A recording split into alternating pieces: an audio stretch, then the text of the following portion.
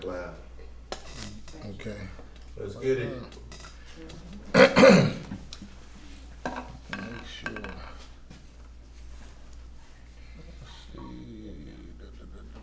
Phone board already yellow. My phone is ringing saying that you back. Okay, I see it here now. That's why I said I put that one in front of me. Okay. All right. I guess that's all right, family. We're going to get this opening prayer. And it is with the Most High's permission. Yes. And it's in the name of his only begotten and beloved Son, our Lord and Savior, and our Redeemer, Yahushua HaMashiach. But we know him as Jesus the Christ, y'all. Thank you, Father. Long live the King. Long live the King. Reading in the book of Psalms. Read. In the 30th chapter, it reads, Yes. I will extol thee, O Yahweh, for thou hast lifted me up, and hast not made my foes to rejoice over me. O Yahweh, my power, I cried unto thee, and thou hast healed me. Thank you, Father. Yahweh, thou hast brought up my soul from the grave. Thou hast kept me alive, that I should not go down to the pit. Sing unto the Most High, O ye saints of his, Yes. and give thanks at the remembrance of his holiness. For his anger endureth but a moment. Yes. In his favor is life. Yes.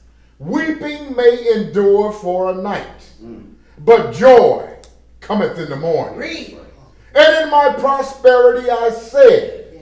I shall never be moved.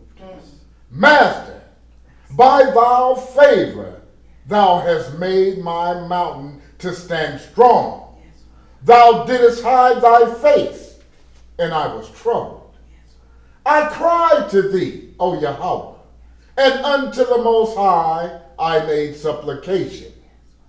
What profit is there in my blood when I go down to the pit? Shall the dust praise thee? Shall it declare thy truth? Hear, O Yahweh, and have mercy upon me, Master. Yes. Be thou my helper. Yes. Thou hast turned for me my mourning into dancing. Yes. Thou hast put off my sackcloth and girded me with gladness, Yes. to the end that my glory may sing praise to thee, and not be silent. O Yahweh, my Elohim, I will give thanks unto thee forever. Hallelujah! Say God! Yes. All right, y'all. Yes, sir.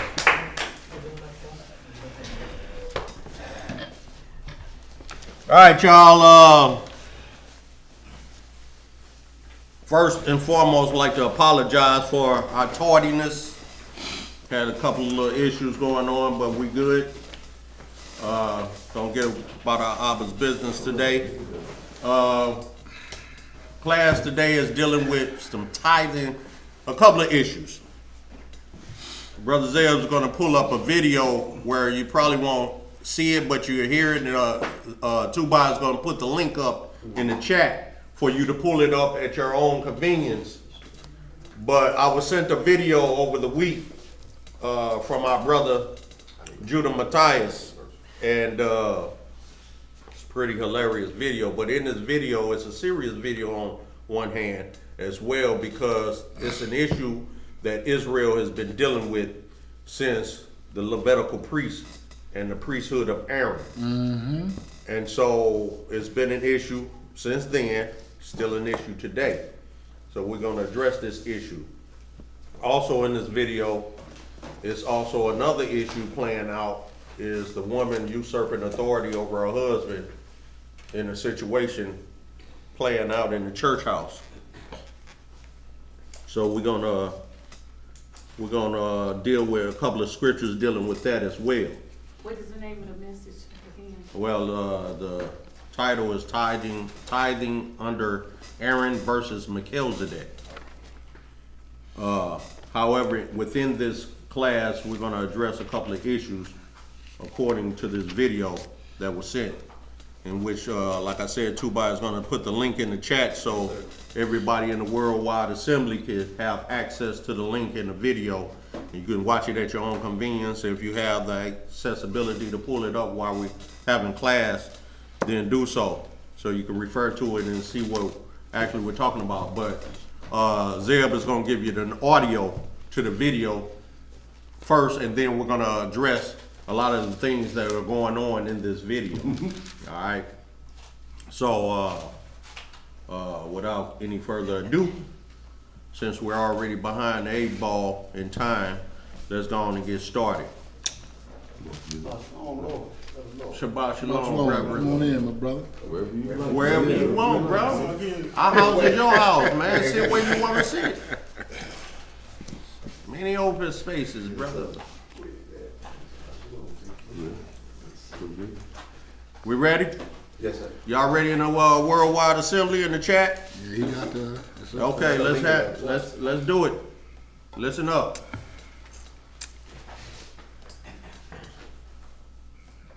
Now, what this is, let me give you a scenario of what's going on. This is a man addressing an issue over tithing to the pastor and the deacons of the church in the church house, in which his wife, the position in front of my face right now. The elephant in the room. in which his wife is also present amongst this meeting of men about business.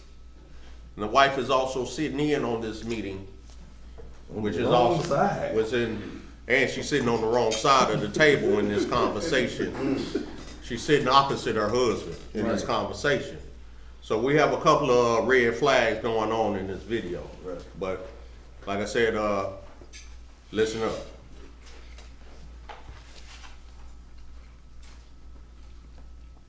Why stop now? Why? Oh. What I wanted is to Bear with us, y'all. It's the principle of In front of my face right now. Well, the elephant in the room is this, and that issue at hand, there's an elephant in the Yeah, room. you know, And the I understand his position. Yeah. I'm getting into the position in front of my face right now. Well, the elephant in the room is this, and that. Elephant in the room. Yeah, the elephant in the room Wow. is that. Well, I'm alive. Okay. He said he glad he alive. We have to deal with the elephant in the room and the elephant in the Pastor, room. to be honest with you, I'm not gonna come up here and give y'all all my money that I make every month. I'm just sorry. I be fair. Well, we're not looking for you to I put give all your $20 a week, Yeah. and then sometimes Think about I it. feel good. I have a $20 a week is like giving a dollar. Can I say that? Is that your 10% of your earnings? That's my business. That's what it is. You get your business. I wrote it down. You get your 10%. I wrote it down for you, man. Look here. Look. I wrote it Well, when she you wrote made what you make, and see, it does not reach. Well, I got to just find me. I'm gone. So we're gonna pause it right there. We're gonna continue with it, but you see already a couple of issues going on. The wife wrote down his W-2s and presented it to the pastor without the husband even knowing. All this business. He ain't paying his 10%. So they basing his 10% on what they already know he's making per year Based or on what his his wife gave income them. because of the information his wife submitted to them against her husband's will. Wow. Boy. Woo. Jesus, that's terrible. That's So boy, some walls will be falling down to somehow. oh yeah, so we already see a problem going on. Yes, sir. There's already a problem going on, and they have to like. they brought him. Yeah, they dressed her like too. Just If you like, watch they the ain't video. on the same team. So dressed her like on the outward appearance, but the hearts are so far apart. Right, okay. The Most High says when a man findeth the wife, he findeth a good thing, and he shall leave his mother and father and cleave unto his wife, and those two shall become one. Those twain shall become one. Right. But right here, we don't see one. It ain't one. It's two. It ain't one. It's three. It's two. Yeah, it's a There's whole four bunch people of in the people. room. It's a whole bunch of individuality going on here. Right. Run the tape.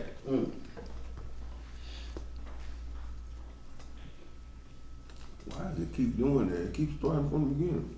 Let's say no one. And that Elephant in the room. you made, and see, it does not reach. Well, I got to just find me. I'm not gonna let y'all attack me. Well, we not. You know, I know robbery strong on. Let me do You know, you ain't gonna rob me, and I'm agree to it. Well, let's talk about robbery. In the book of Malachi, it talks about, will a man rob God? It said, yea, ye have robbed me in your tithe and offerings. You know, that's where you rob. That's where robbery is. Man, let me tell you something. I really don't even believe in the 10%. I'm gonna just be honest with you. I think that was man-made. You feel me? Because back then, when they came up with 10%, ain't nobody had jobs. So where did money come up with 10% at? Who told you folk didn't have jobs? What job? Everybody paying everybody with apples and oranges and bananas. They had jobs. They had livestock. They had. What black folks you know had livestock? It don't have to be black. Yeah, half a pig with one leg. Don't have to be black Half a folks. pig Black with one folks leg. had livestock all throughout. The ones that had sense. You gotta pay the You fine. probably had it. You gonna have to Well, pay let the me share. fine. I didn't have it. Let me share this. Let me share this with you. You hear the wife in the background? You gotta pay the man. You gotta pay the man. Like, forget what you talking about. All that reasoning you got going on, you forget that. Pay the man. Pay the man. Not Pay the Lord. the man. Pay the man. Your money, our money, to pay our bills. Run it. Why are you doing that? Satan. Prince of the power of the earth, that's all. Because I'm not gonna go back and forth with you about And I'm not either. some money, because the church is well taken care of before you came. We're trying to allow you to be blessed, because the blessings of the Lord. Bless me. Give me my money away, Papa ain't gonna bless me.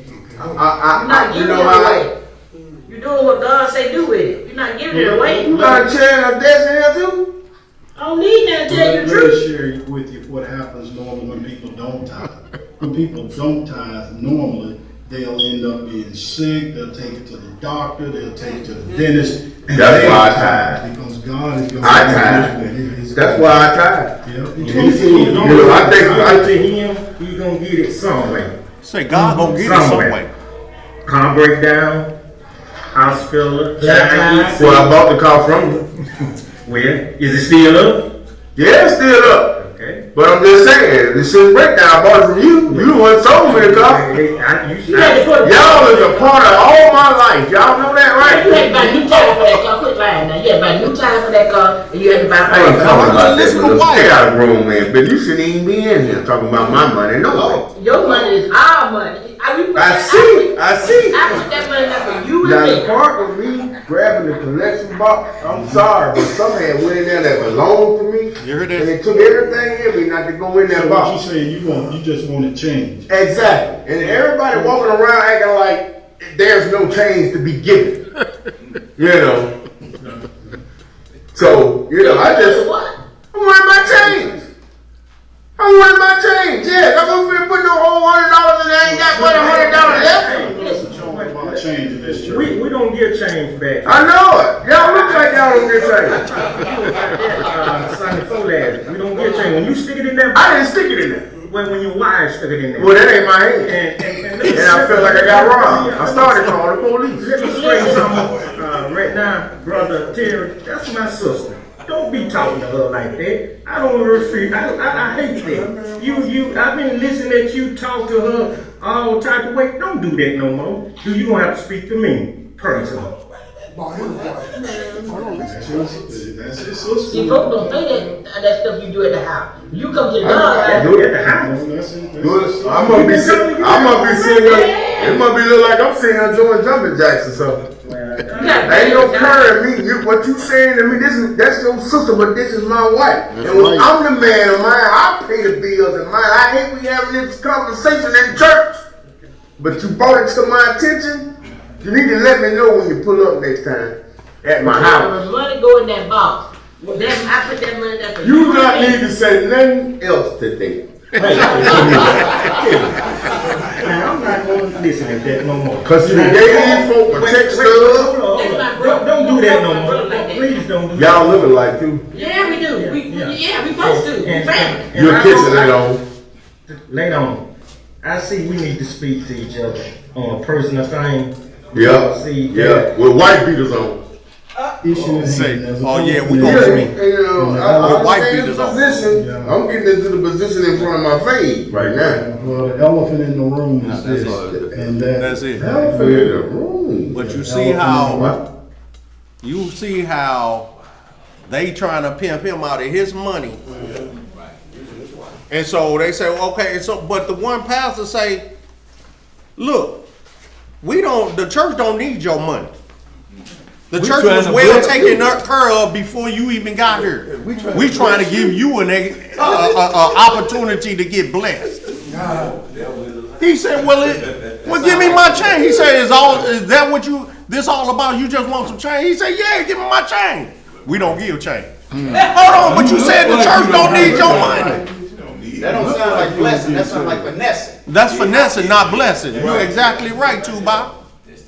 But you see also how the wife is joining in against her husband.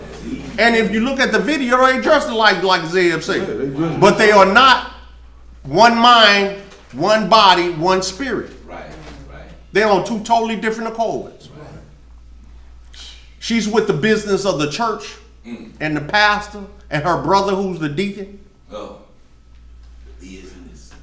It's the business. What the business is. So the problem is we have an issue with priesthood, which has always been the issue. Priesthood. We can nip a lot of this back and forth in the bud by just asking what priesthood are we dealing with. A couple of questions will end all the back and forth. All right, let's get started. Let's find out the difference of the tithing under the order of Aaron. And then you also see cash flow dollar come forth months ago admitting that he'd been teaching tithing wrong. But guess what? In that same confession, he didn't offer no rebates, no give backs, no change. Oh boy, say y'all look like y'all don't give change either. And one of them is brother-in-law. One is his brother-in-law. So he told his brother-in-law, okay, since we on that, you call before you pull up announce to the yourself field. before you come pull up the mile. You talking crazy, greasy like that in this church? Yeah. He said, and then he said, yeah, me and you gonna have to talk. He said, yeah, in white beaters. Yeah, We but gonna be in these church clothes when me and you out. you say Creflo said he was doing the tithing thing Wrong. wrong, but did Throw he? away did all the books I done sold. all Yeah, that. about tithing. Did he change his procedure? Is he not didn't- accepting I ain't heard- tithes we anymore? ain't heard No, we ain't heard nothing beyond that. Right, because ain't nothing changed. He's No, still he getting just that paper. is behind the Right. We No ain't- more cameras. We ain't gonna speak on that no more. Don't bring the cameras in here no more when the plates get passed around. Right. Keep it hush hush. All right, we're gonna start out with and so we see the difference of these tithing as well as seeing the usurping of authority. We have a case study of Jezebel. Then we also have the case study of Ananias and Sapphira, his wife, defrauding the Spirit, the Holy Spirit, So we don't know if that came from the bad advice of the husband or the usurped authority of the woman. Nonetheless, it was bad advice in that marriage, which cost them both their lives. All right, we get started in books of Numbers, chapter 18, and see where this tithing first came. No, first we're going to go to the beginning of it, Genesis 14 and Genesis 28, and see where our patriarchs gave 10% tithe, where the whole notion came from, and it was all about free will. See, under the order of Melchizedek, everything is about free will. It's about your conscience. It's about the heart.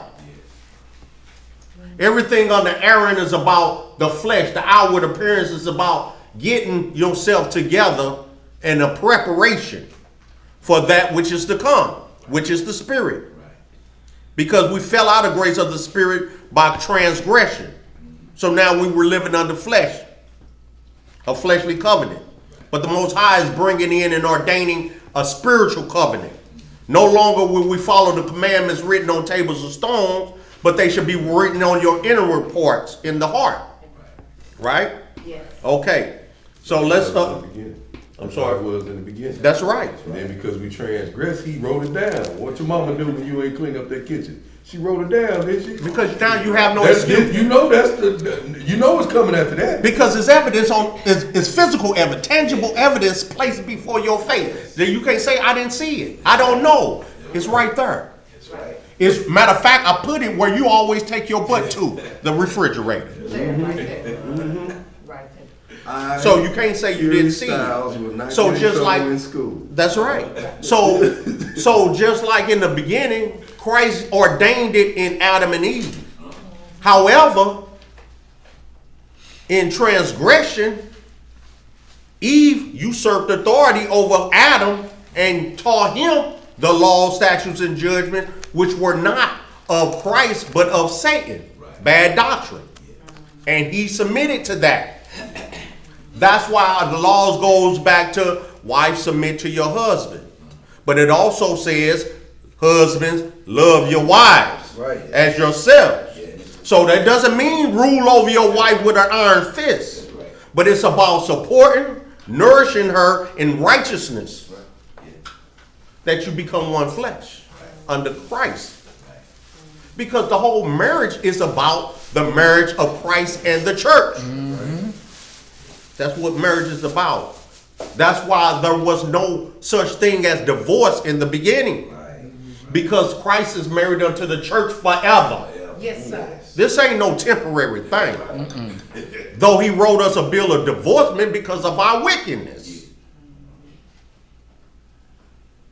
But we have to understand it's spiritual first, then flesh, to get back to the spiritual. Genesis chapter 14, 19, verse 19.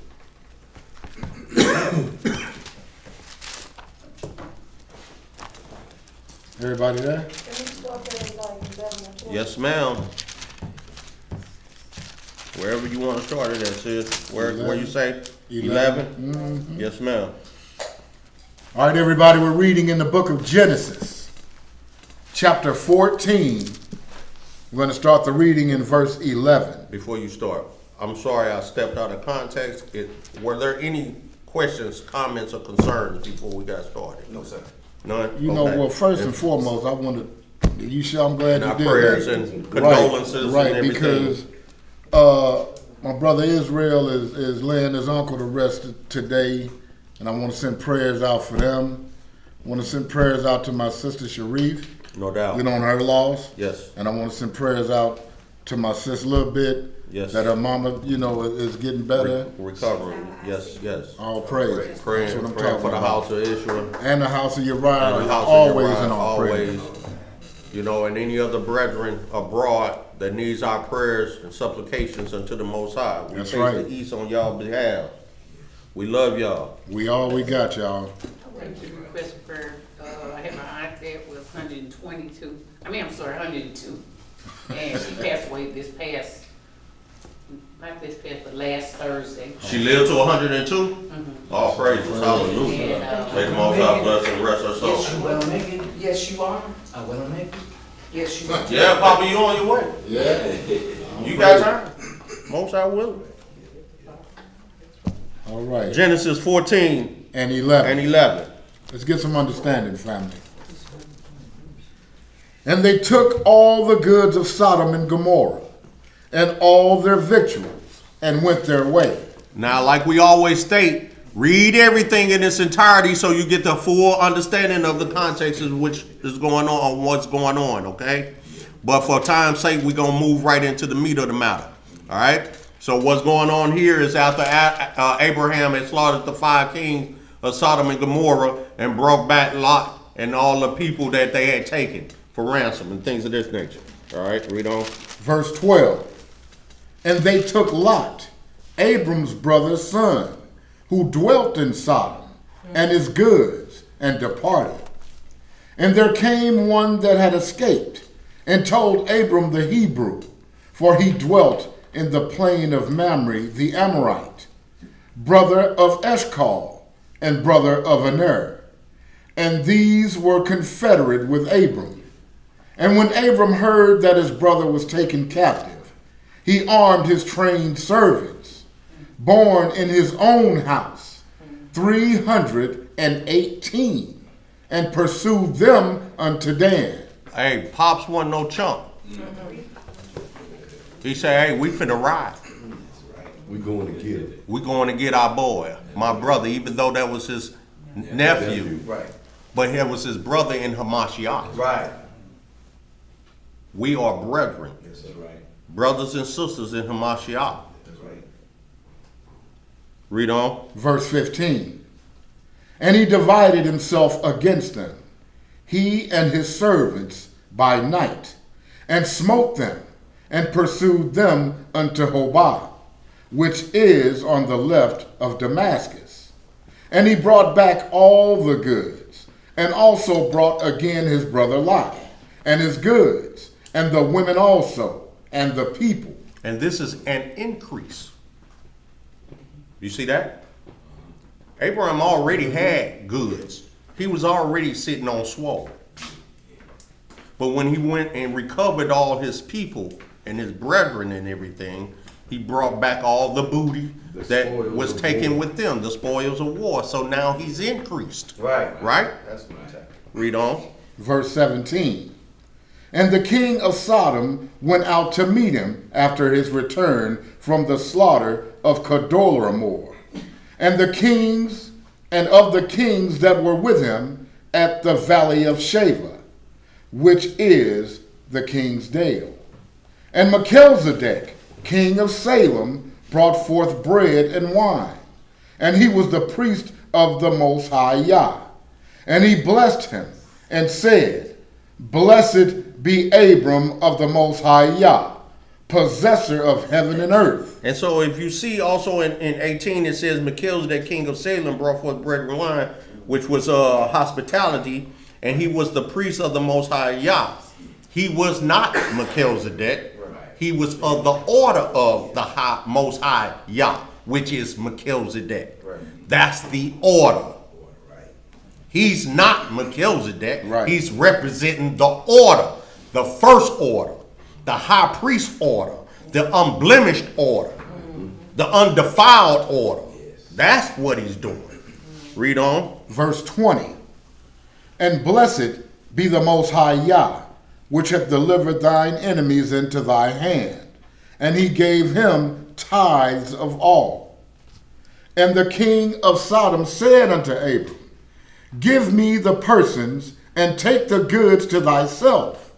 And Abram said to the king of Sodom, I have lifted up mine hand unto the Most High Yah, the possessor of heaven and earth, that I will not take from a thread even a shoe latchet, and that I will not take anything that is thine, lest thou shouldest say, I have made Abram rich, save only that which the young men have eaten, and the portion of the men which went with me, Aner, Eshcol, and Mamre. Let them take their portion. So what we see is a consistency. You'll see a consistency as we go into the law more further in other scriptures, how this is a consistency of the law to the Levitical priesthood, because things went into the storehouse to take care of those that were without.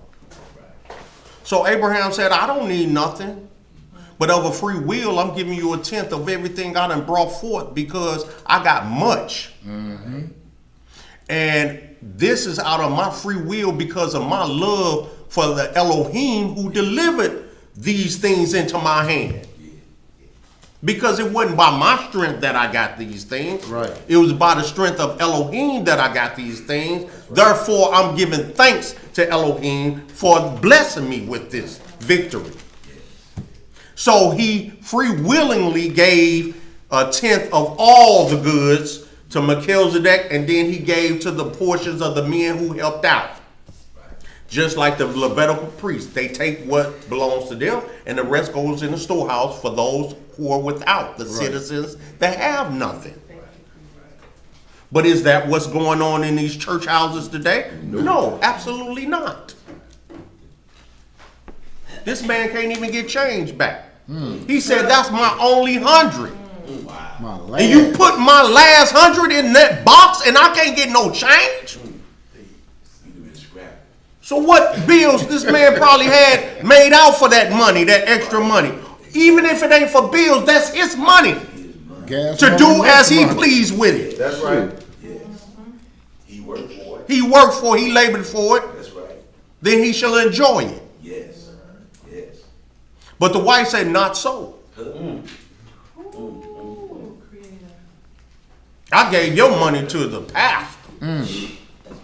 So who's the head of her house? He is. The pastor. Pastor is the head of the house. Yes, I'm pastor. She didn't usurp the authority, but pastor gets the final say in that house. Right. But the pastor told him, the church don't need your money. Sure Give me told my him money that. back. Then give it back. Give it back then. Just that easy. That's what he said. No, we don't give it back. So you talking Once in it go in the box, circles. his talking in eye. circles then. Right. Double tongue. That's it. Yeah. Double tongue. All right, let's hit this Genesis 28. Yes, ma'am. Mister was just telling me, we went to a church years ago where in the county, I'm not giving names right now, but we went out there and Bachelor, and we would give a lump sum over our time. And Mr. made certain things that they have in their churches today, with metal and all that, and he was never compensated. And he says, so we experienced that. We've experienced that. Yeah. But I'm pissed. They will get you.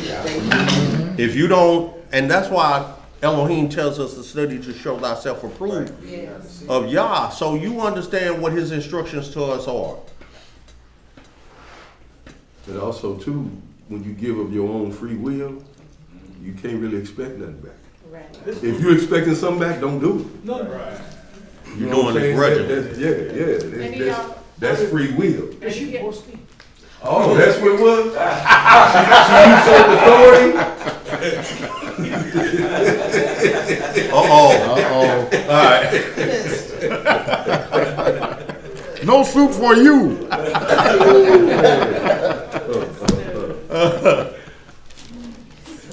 You were saying something, sir? But he also tells us that when we give, we're supposed to do it from the heart, not worrying about That's right. what That's what I'm somebody saying. else does. Oh, yeah, we gonna Everybody is gonna be rewarded for the works of their hands, whether it's good or evil. Exactly. And if our motive was to be a blessing and people use it for their own means, then everybody is gonna give account for what they do. Oh, yeah. A true servant ain't gonna worry about how somebody else is No, and serving. we'll see that under the order of Melchizedek, that is free will, Most High, and then also even in according to the law under Aaron, it was a point increase. That's right. It was on a point. You know, you let Most them High, headphones on, boy. Most High don't Y'all ain't hear me. don't make the law grievous unto man. Right. It's not to be How man burdensome. looks at it. That's That's right. the trick of it. They don't never go to the part upon the increase. Right. They just say, give. Yeah. You know, if it's your last, but that's your last. And he don't Yeah. never say give your last so you can't go and, you know. And nobody has ever asked him, where's the storehouse to feed the poor? There we go.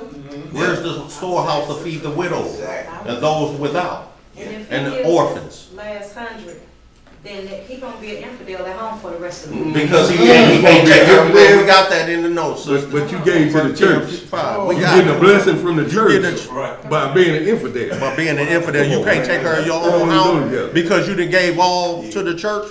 We also see about the sister who gave her 2 pennies, everything she had. Right. Most High said she blessed more than all those rich people that gave much. Right. Genesis 28, y'all. All right, family, we're in the book of Genesis. We're gonna start at 20, 28, 20. Yeah. Mr. Bass, you ain't hear what I said. I sure did. With them headphones on, you responded real loud. Oh, I'm sorry. I was great. Bring it out. Because you ain't. You might want to put one ear in and one ear out. Right.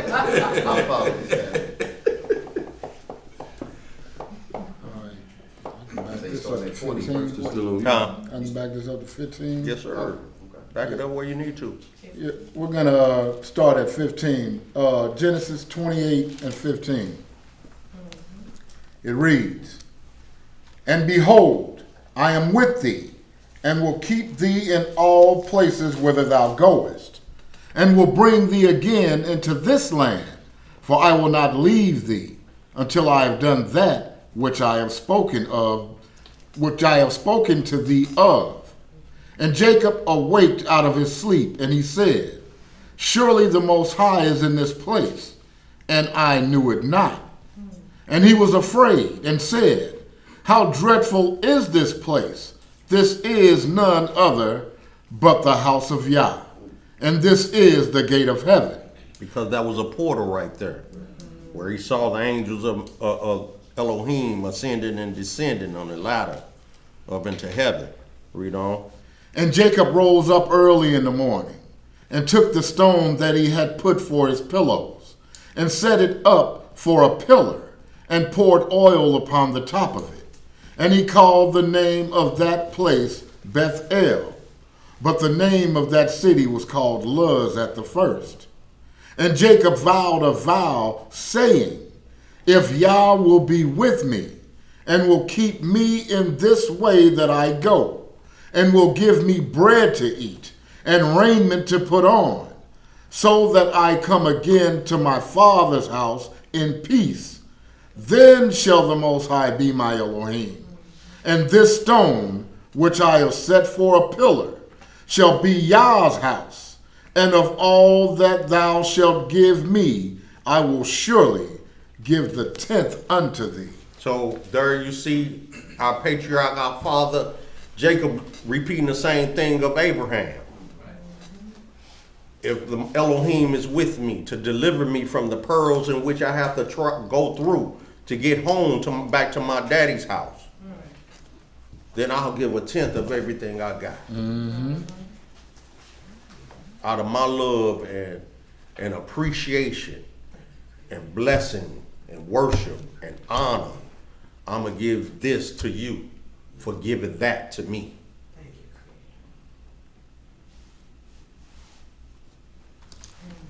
Abraham said in that other one that he had made a covenant with the Most High. He wouldn't even take a shoelace because he was giving it all. Nothing. He didn't want He nothing. didn't want nothing, not even a shoelace. Nothing. So it wasn't about personal gain. He said, I already got. I've been sustained already by Elohim. I'm going to give away that which I've got. I got this freely out of my war. Exactly. This is the thing, man. I've been out here, man. Nobody is afraid of God. No. There's no fear whatsoever. Yeah, they took the They fear. say whatever they want to say. They do what they want to do. You know, I've been hearing so many GDs, GD me, GD. I'm like, God, do y'all know what y'all saying? Right. Yeah, I'm scared. Y'all making me afraid to even stand right by you. Right. Yeah, no doubt. Oh, no, but tell me they don't believe. I'm like, These are the prophecies unfolding right before our eyes. yes.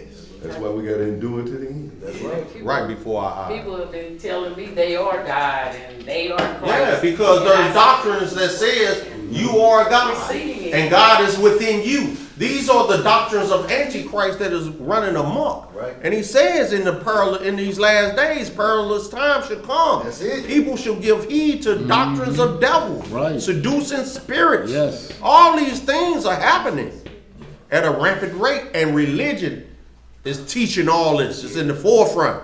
It teaches these things, the doctrines of good and evil. Yeah, and it was a guy that say this all the time. You are the God. I say, look here, man. Say, look. God say we are gods, but we gonna die like men because we sin. So he don't need. I say, so who created us?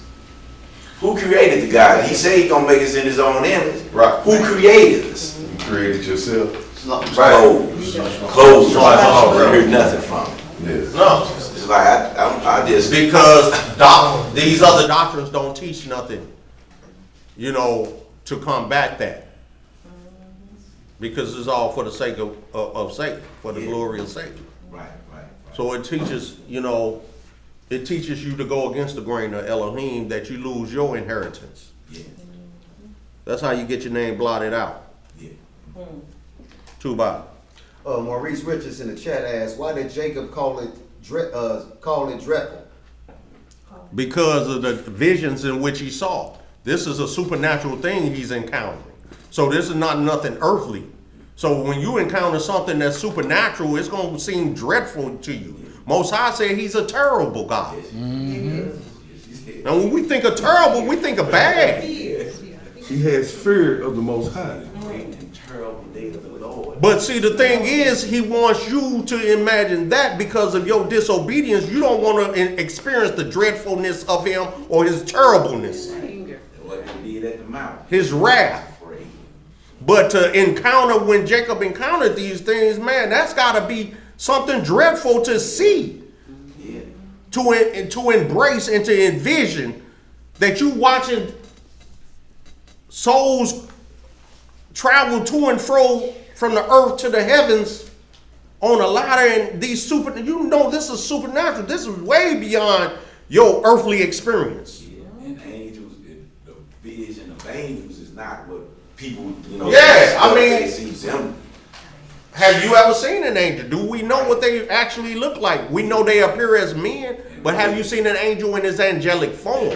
Now, you look at, what if these angels were like those images in Ezekiel chapter 3 and 33? Wouldn't that be dreadful to see? Like, whoa. Yes. What is that? Yeah, Joshua asked, like, whoa. That angel over there, he looking mean. I need to ask him what's going on. You heard to put us to sleep or what? He's standing there with a sword.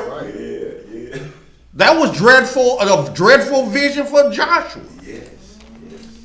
So that's why he may say this is a dreadful place of what I just experienced and what I just seen and encountered. But it was also blessing because he got confirmation from Elohim. So it was both, all that thing. But the Most High said he's a terrible God. He says he's merciful too. It's just like he came meek and lowly when he said when he come back. Oh, he got fire in his eyes. And his vesture dipped in blood. You ain't gonna be walking up talking about, what's up, dog? Yeah. You don't want that smoke. Thomas. Hey, this Ecclesiasticus chapter 33. What's that? Verse 19. What's that? I'm gonna read the second part. Well, I gotta get the whole thing. That's the law. Give not thy son or thy wife or thy brother and friend power over thee while we got that in the notes. That's it. It's in there. Give not thy goods to another. That's the topic we were just discussing. Unless it repent thee and thou entreated for the same again.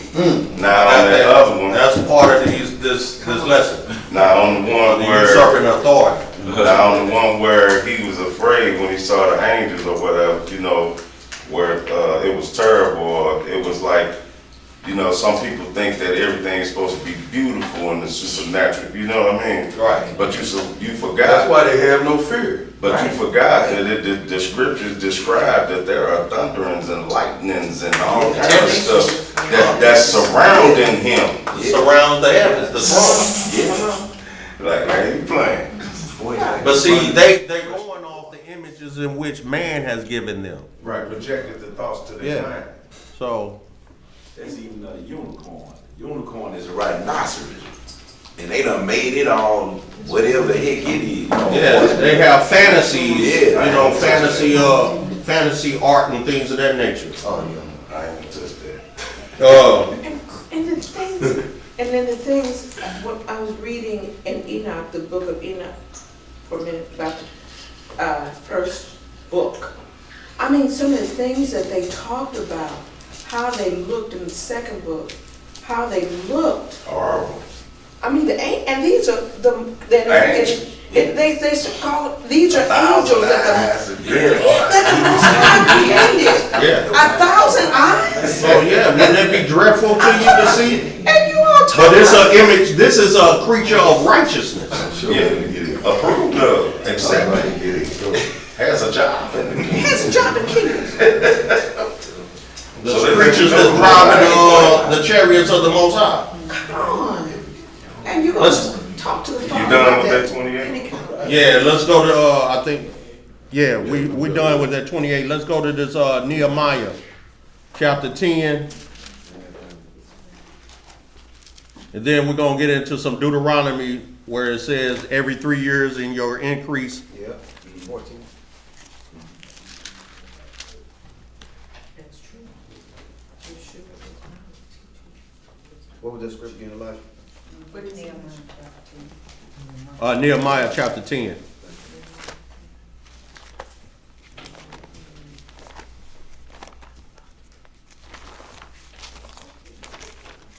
I want to hit some of that 2 Chronicles 2 where it shows that the people, that First Chronicles, where the people were given free will. So we had free will given back before, under the order of Aaron as well.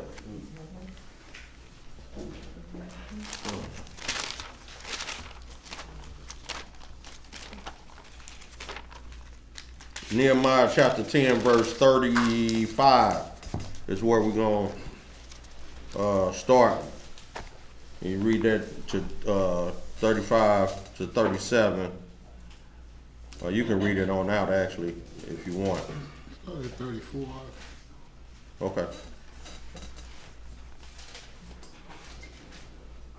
You know, I was looking at that cat too by. I was gonna get it. I was going to get it when you did it. Some dude in there was saying something stupid. He a church person. Right, Yeah. you definitely church. You probably say, why can't my pastor have a new car? That's what I was like. He said that? No, he some ain't said it, but I didn't encounter people saying that. And he ain't Yeah. got no car. We in the jail cell, but you feel like your pastor need to have a new car. Like cash flow told him He he ain't need paying your bill to get out. he needed $600,000 to get a Learjet. Yes, he did say that. Yeah. Yeah, 65 million or something. There wasn't no thousand. Yeah, okay, it was millions. Yeah. And he was part of the ones that got them a new church. Yeah, my heat just stopped working in my truck. What you talking about? 65 million for a jet? No, that's gonna be a bit of 350 to 500. I'm boy. Keep that sun shining. Nehemiah chapter 10, verse 34. Yes, sir. And we cast the lots among the priests, the Levites, and the people for the wood offering, to bring it unto the house of our power, after the houses of our fathers, at times appointed year by year, to burn upon the altar of the Most High Yah, as it is written in the law, and to bring the first fruits of our ground, and the first fruits of all fruit of all trees, year by year, unto the house of the Most High.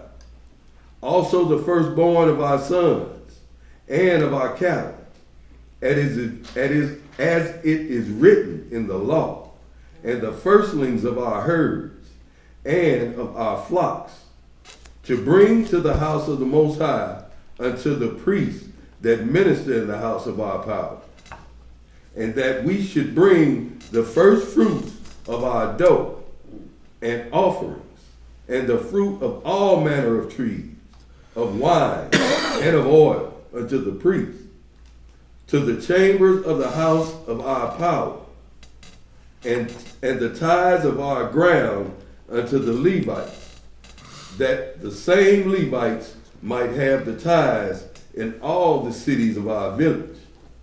And the priests and the sons of Aaron shall be with the Levites, when the Levites take the tithes, and the Levites shall bring up the tithes of the tithes unto the house of our power, to the chambers unto the treasure house. For the children of Israel and the children of Levi shall bring the offering of the corn, of the new wine, and the oil unto the chambers where are the vessels of the sanctuary, and the priests that minister, and the porters, and the singers, and we will not forsake the house of the Most High. So they were bringing these things in and putting them in storehouses for the people. But we jump. I want to actually go to Numbers 18. Let's go back to Numbers 18 so we can get where the order of tithing was given unto the Levitical priests. And then we'll jump into Deuteronomy 26 and Deuteronomy 14, Proverbs chapter 3. Wait a minute. You mean to tell me tithing ain't what me putting my money in the collection plate? No, and that's what that brother was saying. Brother said, he was saying, he said, man, they had oranges and bananas and banana, oranges, apples, and bananas. It wasn't no money. It wasn't exchanging of money, finances. People exchange goods. It was the barter good system. It was what would sustain a man. Clothing. Whatever you clothes, did. I make shoes. Together, we got an outfit. Right. Real simple.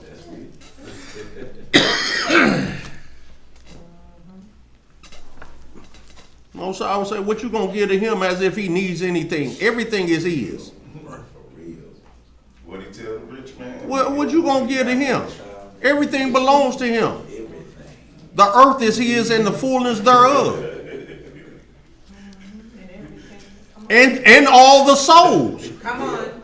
What you gonna give to him that he ain't already got? He asked for that firstborn in there too, didn't he? Yeah, he asked for the firstborn. He could take your life. Come on. Yes. What you gonna give him? Right. What is your life? So I can tell my firstborn belongs to the Most High. I know the other three belong to me. I can tell by the way they act. The children are given from God. Can you give them back? You say, thou should not kill.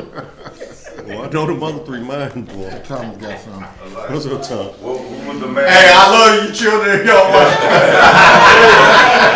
I love you all the same.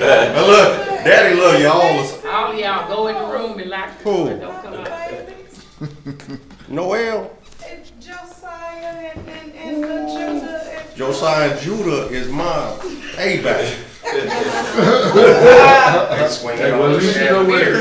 Oh, I ain't, and I have to laugh about it from time to time, because, boy, that's my payback. Everything my mama said, okay, all right, you wait. It's coming back. Oh, I get it double time. They say when it comes back, it comes double. It comes, boy. And I get it double, boy. Got two of them. And sometimes I have to laugh because sometimes they try to do the same things I used to try to get away with. They're like, come on, man, I tried that. I know what you're doing. And they look at me like, how you know? Right. Dude, I wasn't born grown. You got it from me. Man. I like it. Who was the man that said, come, go with me to pray to your God? And he tried to pay him to pray with him, right? And he turned and said, may your money die with you. Yeah, that was Simon. Way to the kingdom. Who wanted the gifts of the apostles and thought he could pay for it with money. Right. So what does shekels have to do with the kingdom? Right. It has absolutely nothing. That's why he says the love of money is the root of all evil. Right. There you go. So you go from it ain't the money that's the evil, it's when you love and covet it after it. Right. That it becomes evil. Because you'll do anything to get it, to obtain it. Right. Numbers chapter 18. You can start at 1, Got 21 on the paper. yeah, verse 21 through 28. You can do that, 21 through 28, so we can get through a lot of this other stuff. No, we ain't gonna get through all Number. I already know that. Yes, we will. Don't be doubtful, I'm man. trying to be optimistic. Be optimistic. Number. Today you gonna send me some notes, and I sent him back my notes. He started laughing. Told me, man, you got a whole bunch of them. Where you starting at? 21, right? Where you want to start at, sis? Like 18 and 19. 18 and 19? 18. We're going back there for all we need to go. I'm about to say, you messing with the house of Boaz, About boy, don't 16. forget. You back at 1 all, just like you said. You know he'll want to go back to 1. Where you starting at, I was Zed? looking out for y'all.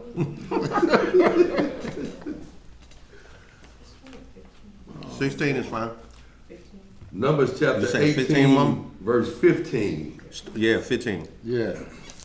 Everything that openeth the matrix in all flesh, which they bring unto the Most High, whether it be of men or beasts, shall be thine. Nevertheless, the firstborn of a man shalt thou surely redeem, and the firstling of unclean beasts shalt thou redeem. So even the first of the unclean beasts. Your first child. And those that are to be redeemed from a month old shalt thou redeem, according to thy estimation. For the money of 5 shekels, after the shekel of the sanctuary, which is 20 gerahs. But the firstlings of a cow, or the firstlings of a sheep, or the firstlings of a goat, thou shalt not redeem. They are holy. Thou shalt sprinkle their blood upon the altar, and shalt burn their fat for an offering made by fire, for the sweet savor unto the Most High. And the flesh of them shall be thine, as the wave breast, and as the right shoulder are thine. All the heave offerings of the holy things, which the children of Israel offer unto the Most High, have I given thee, and thy sons and thy daughters with thee, by a statute forever. It is a covenant of salt forever before the Most High unto thee and to thy seed with thee. And the Most High spake unto Aaron, thou shalt have no inheritance in their land, neither shalt thou have any part among them.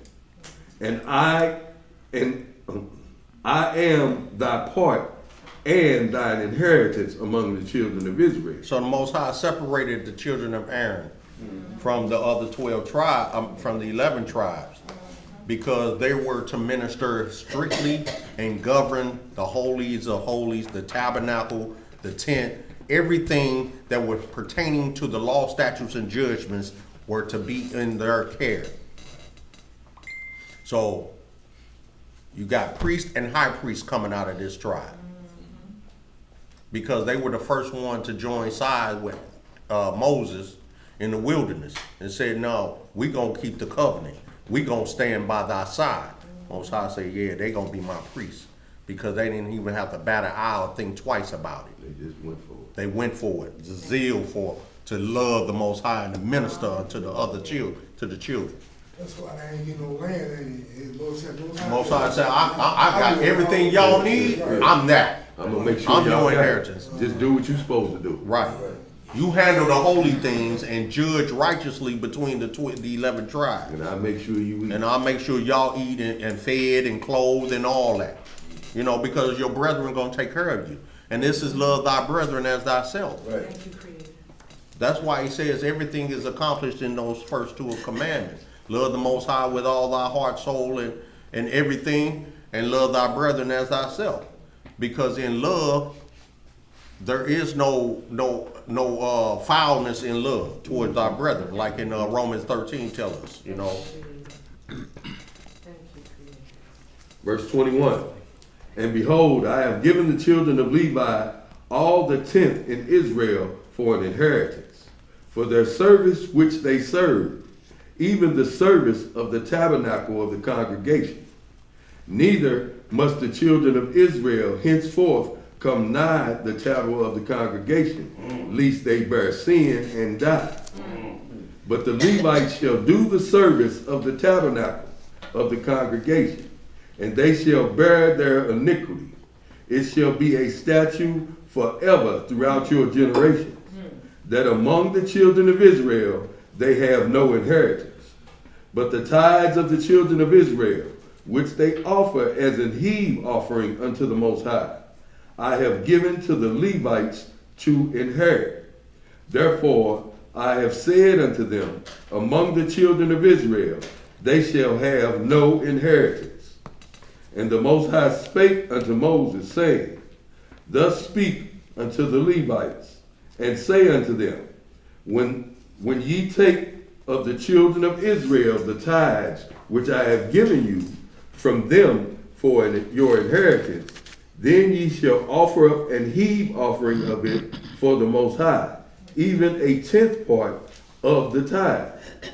And this your heave offering shall be reckoned unto you, as though it were the corn of the threshing floor, and as a fullness of the winepress. Thus ye also shall offer an offering, and heave offering unto the Most High of all your tithes, which ye receive of the children of Israel, and ye shall give therefore the Most High's heave offering to Aaron the priest. Then you want to stop there? Yeah, you can stop right there. All right, let's hit this Deuteronomy 26. What's up, Tom? You know what that threshing floor sound like? What it sound like? It sound like when me and Tubai used to work at the produce house down here, and they had all these Mexicans, Colombia, Guatemala, at these tables stripping the corn and all the vegetables, and the floor just be full of stuff. You know what I'm saying? Yeah. And the threshing floor seemed like it'd be full of body parts and carcasses. In here, Look it up. yeah, I'm looking it up. Look it up, definitely. Right. Deuteronomy 26, and then Deuteronomy 14. Then we're gonna hear 1 Chronicles 29, Deuteronomy. I said, and Deuteronomy 16 gonna go with 1 Chronicles 29. Yeah. We're gonna do Deuteronomy verse 26 first. Yeah, 26. We can do 26 first, and then jump back to 14 and 16. 14 and 16. We're gonna hit them both. There's something in both of them. Then I want that Malachi 2 and that Micah 3. Then we're gonna get into some of the free will and tithing under Melchizedek. You know, definitely got to hit that Hebrews 7, the changing of the priesthood that people don't talk about nor discuss. Then we're going to get into the issue of the usurping authority over the husband, as well as husbands loving your wives. You're not to usurp authority over her in a manner that you are pressing her or disrespectful to her. You abusing her mentally, physically, or verbally, and things of these natures. It's not to be done, because the scripts say, love thy wife as thyself. No man hurt his own flesh. That's right. But that's only if you're living under Christ, if your marriage is under Christ. Exactly. Because if it ain't under Christ, you're going to have all them issues in your marriage. It's guaranteed. It's full of it. Guaranteed. It ain't funny. But Christ is the author of peace and love. So when he's the mediator of your marriage, or he's the head of your marriage, then there's peace in that marriage. Now don't misunderstand that you won't have issues. Right. That's part of human nature. That's part of the building of that marriage. That's the long suffering and patience, like he has for us. Nothing is given just righteously and it's all perfect and hokey-dory. That ain't it. Because it is, if it is, you better don't trust it. Because there's a problem lying underneath that you don't see. There's a crack in your foundation. And you don't see it. I was commenting to brother and he say, man, look, I'm so tired. He say, but you know what, I'm gonna hold my composure. Okay, I'm gonna answer you. He say, man, she wasn't always like that. He say, you seeing this now. He said, when I met my wife, we was both not in here. You get what I'm saying? Semi, but nah. But we walked together to what you see now. And it's not down for a long time to where women were, they made us feel like we were nothing and we couldn't protect them, so they lost respect for us. And this went on for hundreds of years.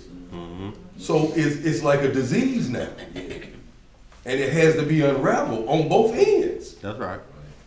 But we went with the Most High. We were subject to the ways of our oppressors. So we thought it was normal that we had to deal with that. I know I used to think I had to deal with that. The oppressors, the cycle. Her usurping authority over me. They was fed that though. I was always moving in their house. And the thing is, you know what I'm saying? And the thing is, now she got authority. Right. Because you didn't provide for her like you were supposed to. Right. And so you gave your power over to the woman. You gave your power right to her. This was my house. You gave her. I was here before you came. You gave her your power. You became the infidel. Because you couldn't support that which you were running after. You want that nice car, you got to work for it to get it and buy it. You want that sister, you got to work for it and get her, obtain her. But you got to work for her. You got to labor for her. And not only labor to get her, but you got to labor to keep her.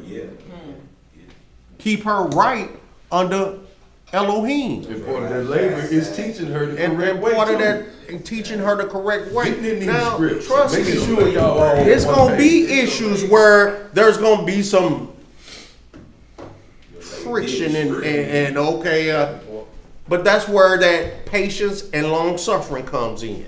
Labor is the word. Because she may go through some things that you have no understanding about a woman's, you know, mindset or whatever she's going, emotions of what she's going through that may trigger her to act a certain way. But Satan will try to sift your woman to get at you. Yeah. Send her head first, right there. Satan will sift your wife to get at you. He will have her acting out, clowning, and going berserk. And that's where you just to get at you. Patience. But then you have to show the godly side, the patience and the long suffering to know how to deal with that in your household. But it's a manner, and the scripts tell us how to deal with that. Yes. That fear of the Most High. You know, that's why he is always telling us, meditate upon these things, teach these things, exhort these things, admonish these things amongst your brethren. Because your wife is not only your helpmeet, she's your sister too. Yeah. So you have to give the same instructions to her as you would your brother. Yeah. When you see wifey going off, then you show her, okay, but not to no, that ain't how you show her and bring her back onto the truth. But she has to also see the light in you. Psalm says, I will behave myself in a perfect way. What happened to that? Them losses of composure are not acceptable. A lot of times we as men, female. we anxious to have our wives submit. Get out of it. You ain't but even have we submitted to Christ? You ain't submitted to the Most High. Right. A lot of times they won't submit because they don't see our submission to Christ. Right. But if I worked at the tent service, you got to stop watching Housewives of Atlanta thinking I can afford that stuff. You need to stop watching that regardless of But who turned it on first before you got the temp job? Who was watching it first before you got the temp job? So now you're gonna bust her head because she turned on to it and you the one that initially turned it on? You Yeah. But now you are working, and she strung out on it. Now there's a problem. No, correct the issue, man. Correct it. Correct your issue. I'm here trying to see what basketball player, whatever, you know. Come on, y'all. Really don't. Ain't no justification for it. Right. Really don't. Turn the television off. Yes, ma'am. Right, the elevator. So here's the question, what you're saying is outstanding. I love how you guys are doing this and how you're talking. I want you to continue. I wanted to add one thing, but is this the reason why the men are wanting to put their wives away? Not always. No. That ain't nothing new, mama. That ain't nothing new. Men been wanting to put their wives away since back in Lamech, the times of Cain. It's nothing new. You had men that were devising. Adam blamed the woman. He blamed her. Adam blamed the woman. It's nothing new. You got men that have all kind of they find all kind of reasons and occasions to put away after they have gotten what they want. They got what they wanted. Now they ain't. This is why the script say, hey, go through the court process, learn who you dealing with. Instead of just jumping. If you bypass the law and jump into the physical aspect, then you're gonna get what you get. That's right. When you leapfrog the law, then you're gonna get what you get. Anytime you leapfrog the law. The Most High didn't jump into bed with Israel. He courted Israel. He saw Israel. He cleaned Israel up. He beautified Israel. He dated Israel. Made sure Israel was taken care of and worthy to be loved forever. Ain't no such thing as dating. Kill that word. Not now. That's for harlots and whoremongers. And even the songs don't even talk about getting to know a woman or a man. It's like, boom, as soon as I see it, it's on and popping. Whereas when I came up, there were love songs. There were so-called love songs like, I want to love you. I want to take you out. I want to buy you dinner. I want to treat you well. I want to love you like a woman. But they were clean also. They were. But now, Satan is teaching our people to sing sin. Law breaking. You ain't got to marry. You ain't got to marry. Come on, man. You ain't gotta marry. Ain't no talk about marrying. Remember, once, twice, 3 times a lady. And I love you. Ain't none of that no more. No. That was serenading one. That was clean. Serenading.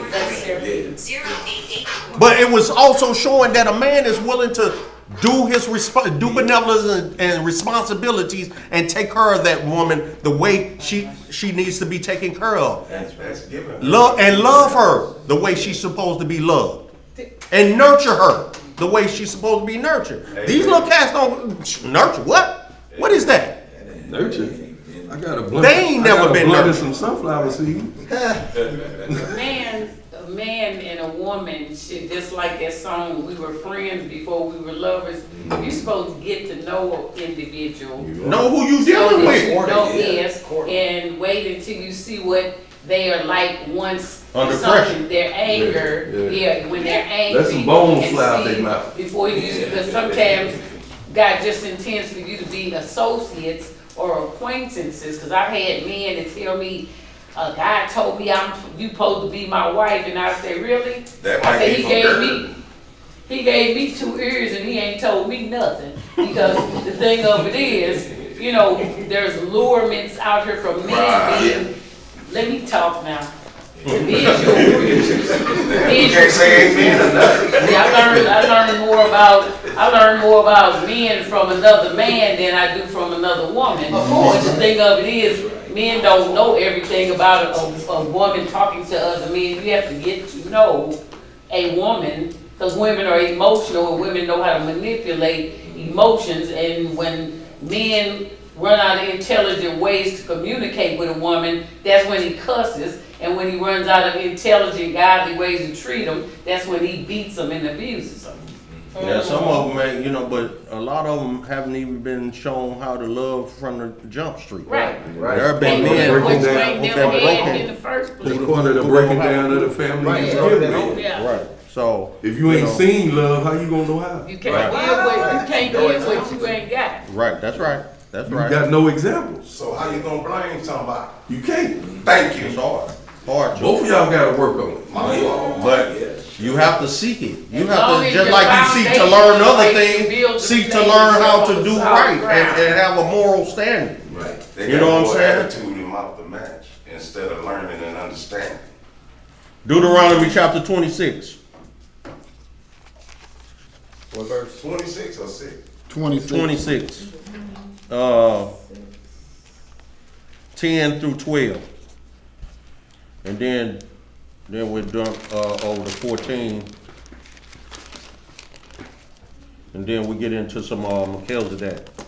I still want to hit that First Chronicle 29 and that Deuteronomy 16.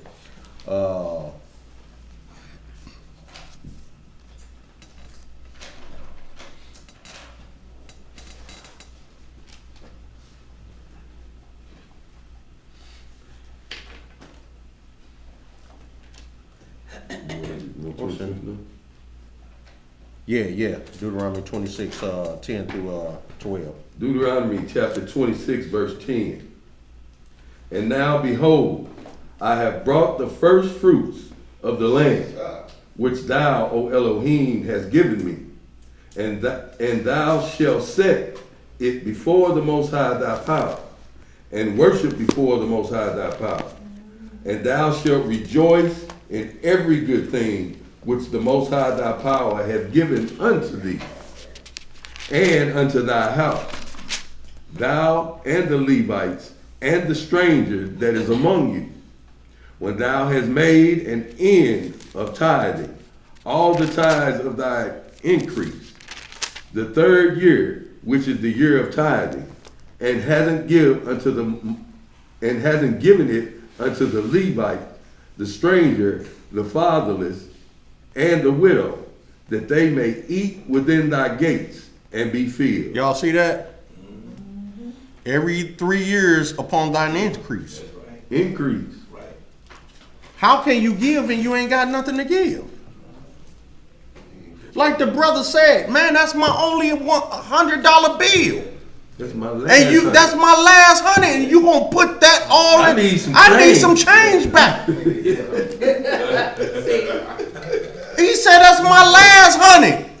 Ooh, I got gas for next week. What's up? Hey, I need to get something for my lunch. Live by faith. What are you doing? That's all I got left. So now it's a problem. See, there's going to be a problem at his household later that evening. Right. You gave mama.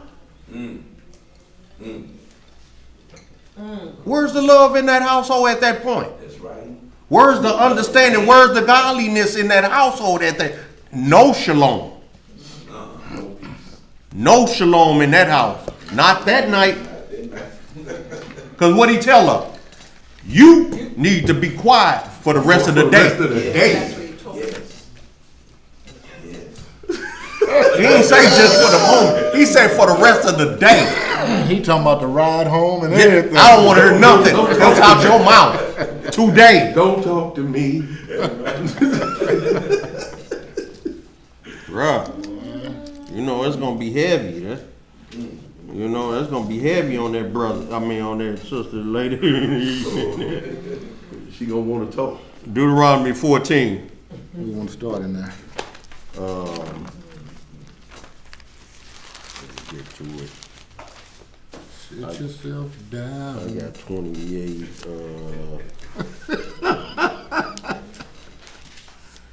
You do 27. You know that one, don't you, Darryl? 27 and 28. 29. 27 through. Okay, 21. Through 28, 29, 29. Okay. All right, family, we're going to be reading in the book of Deuteronomy, chapter 14, and we're going to start reading at verse 21 And we'll read it out. Let's see. Everybody there? Deuteronomy chapter 14 and 21. Ye shall not eat of anything that dieth of itself. Thou shalt give it unto the stranger that is in thy gates, that he may eat of it, or that he may eat it, or thou mayest sell it unto an alien. For thou art an holy people unto the Most High thy Elohim. Thou shalt not kill, or thou shalt not see the kid in his mother's milk. Thou shalt truly tithe all the increase of thy seed, that the field bringeth forth year by year. And thou shalt eat before the Most High thy power, in the place which he shall choose to place his name there. And that thou shalt not see the kid in his mother's milk, that don't mean you can't make hamburger helper. It's talking about a kid that's still on the breast, right? That's still on the milk. Right. I done heard some crazy stuff. You can't eat no hamburger helper. Oh, man. It's right there in Deuteronomy. Oh, what? I heard you can't eat a cheeseburger. Yeah, you can't eat a cheeseburger. I done heard that one too. Ah. Yeah. But you know, it is what it is. Just when you thought you didn't heard it all. You ain't heard it all. Keep It's listening. some more You ain't coming. heard nothing. There's some more coming. Oh, no. Read on, bro. The tithe of thy corn, of thy wine, and of thine oil, and of the firstlings of thy herds, and of thy flocks, that thou mayest learn to fear the Elohim, thy power, always. And if the way be too long for thee, so that thou art not able to carry it, or if the place be too far from thee, which the Most High thy Elohim shall choose to set his name there. When Yahweh thy Elohim hath blessed thee, then shalt thou turn it into money, and bind up the money in thine hand, and shalt go unto the place which the Most High thy Elohim shall choose. And thou shalt bestow that money for whatsoever thy soul lusteth after, for oxen, or for sheep, or for wine, or for strong drink. Yeah. You lusting after wine? He said whatever. He said whatever thy soul loves. Wine or some Hennessy. But that show you that lust ain't always a bad thing. There you go. Lust just, you have a desire for that. Exactly. A desire for something that was righteousness versus yeah. a desire for that which is unrighteous. That's right. Or for whatsoever thy soul desireth, and thou shalt eat there before the Most High thy power, and thou shalt rejoice, thou and thine household. And the Levite, what is within thy gates, thou shalt not forsake him, for he hath no part nor inheritance with thee. At the end of 3 years thou shalt bring forth all the tithe of thine increase the same year, and shall lay it up within thy gates. And the Levite, because he hath no part nor inheritance with thee, and the stranger, and the fatherless, and the widow, which are within thy gates, shall come, and shall eat and be satisfied, that the Most High thy Elohim may bless thee in all the work of thine hand, which thou doest. That's right. And them tithes was every 3 years. The increase of that third year. What they get this every week? It's just like if you have 10% a month. No, every week, every Sunday. But man, I just lost my thought. Is that phone ringing? It'll come back. It will. Golly, I just lost my Anyway, all right. What did I say? 14. Yeah, that's 14. Let's, We can do 16? I don't think we did 16. Okay, jump over to 16 verse 17. And then we do that First Chronicles 29:9, and then we jump into the order of Melchizedek tithing under Christ. First Chronicles. Yeah, you're right. Didn't you say something about First Chronicles 4, 9, and 10? I was trying to see how to tie it in, but get to it if you want. Deuteronomy chapter 16, verse 17. Okay, that's right here. Start 16. Which, who said, start where at? 16? 16. Yeah, 3 times in a year. Start at 15. I knew that was coming. That's why I just said it and I said it. 13 is good. I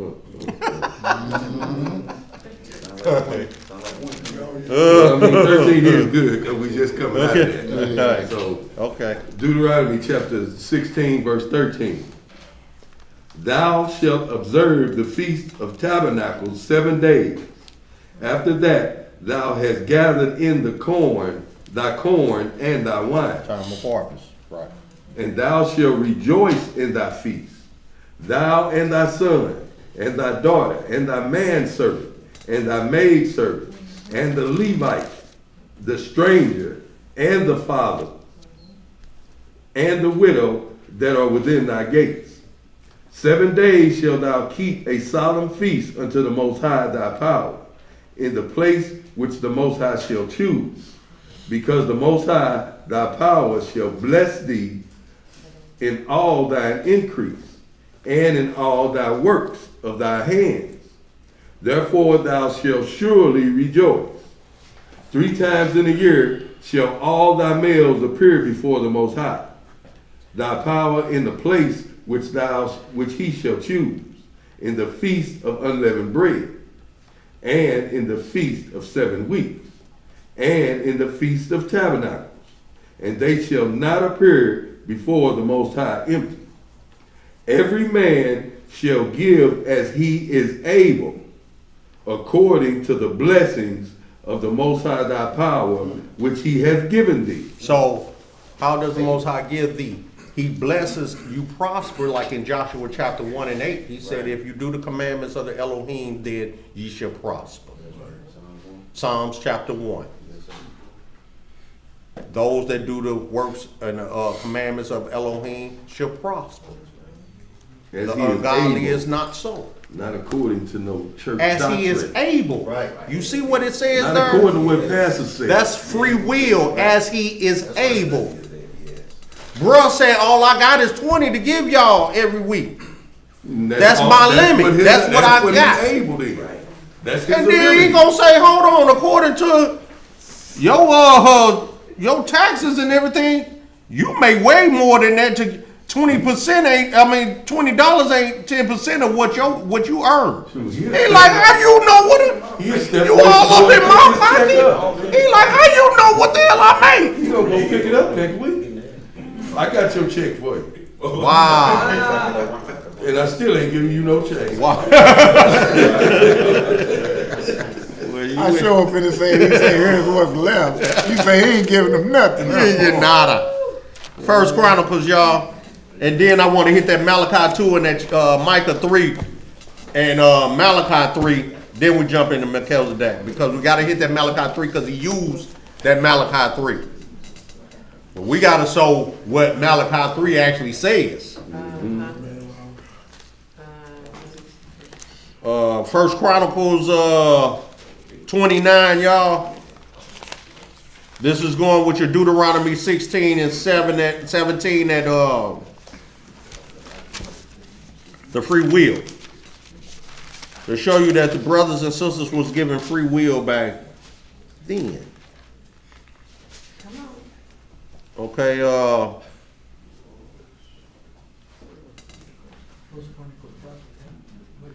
29 and verse, you can start at 6 and go down to 9.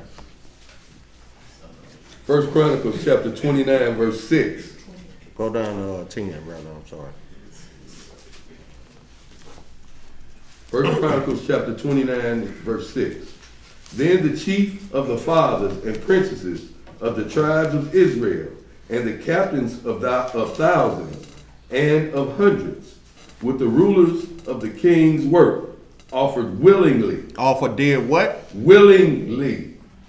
And gave for the service of the house of Yahweh of gold 5,000 talents and 10,000 drams, and of silver 10,000 talents, and of brass 18,000 talents, and 100,000 talents of iron. And they with whom precious stones were found gave them to the treasures of the house of the Most High, by the hand of Jehiel and Gershonite, the Gershonite. Then the people rejoiced, for that they offered willingly, because with perfect heart they offered willing to the Most High. And David the king also rejoiced with great joy. Wherefore David blessed the Most High before all the congregation.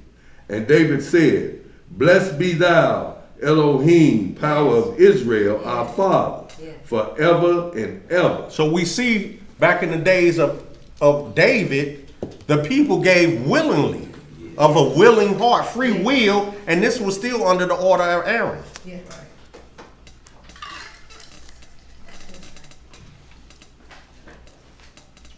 Malachi chapter 2, and then Micah. Let's go to Micah chapter 3 first, and then Malachi 2, and then Malachi 3. And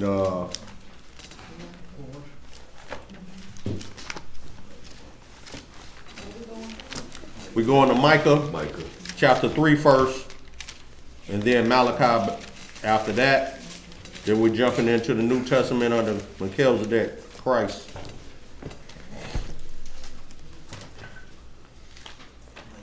We got time, we'll get in that story of Jezebel usurping authority over her king husband Ahab. And we'll see what happened to Jezebel because of her unrighteousness and wickedness.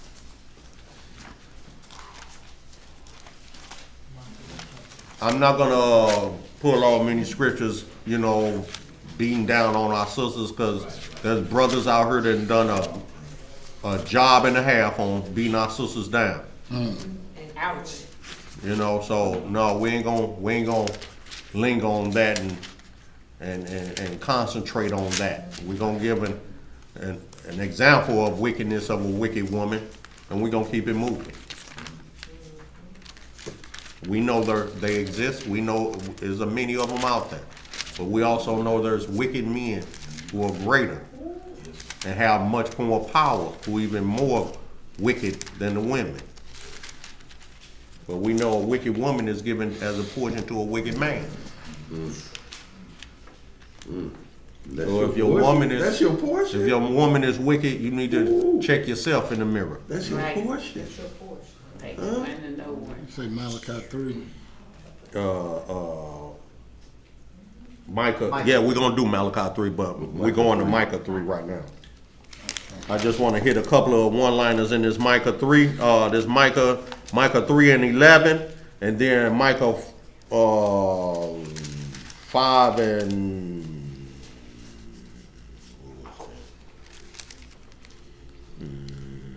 Micah 3 and 11. Malachi 2.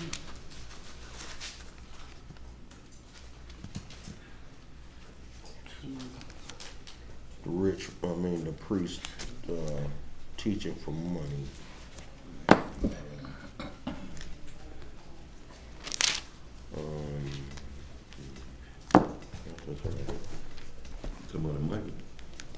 Yeah.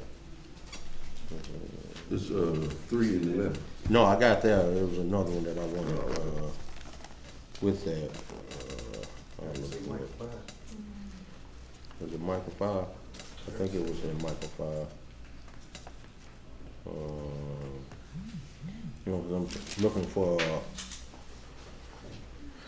it may both be in Micah 4, 3. Well, it's only 12 of them. Yeah, no. If I don't find it, I'll just come back to it later and I'll give it to you if I think of it and remember it. Micah chapter 3, verse 11. Okay, yeah. Micah started Micah 3, 1 through 12. Do Micah 3, the whole chapter real quick. Micah chapter 3, verse 1.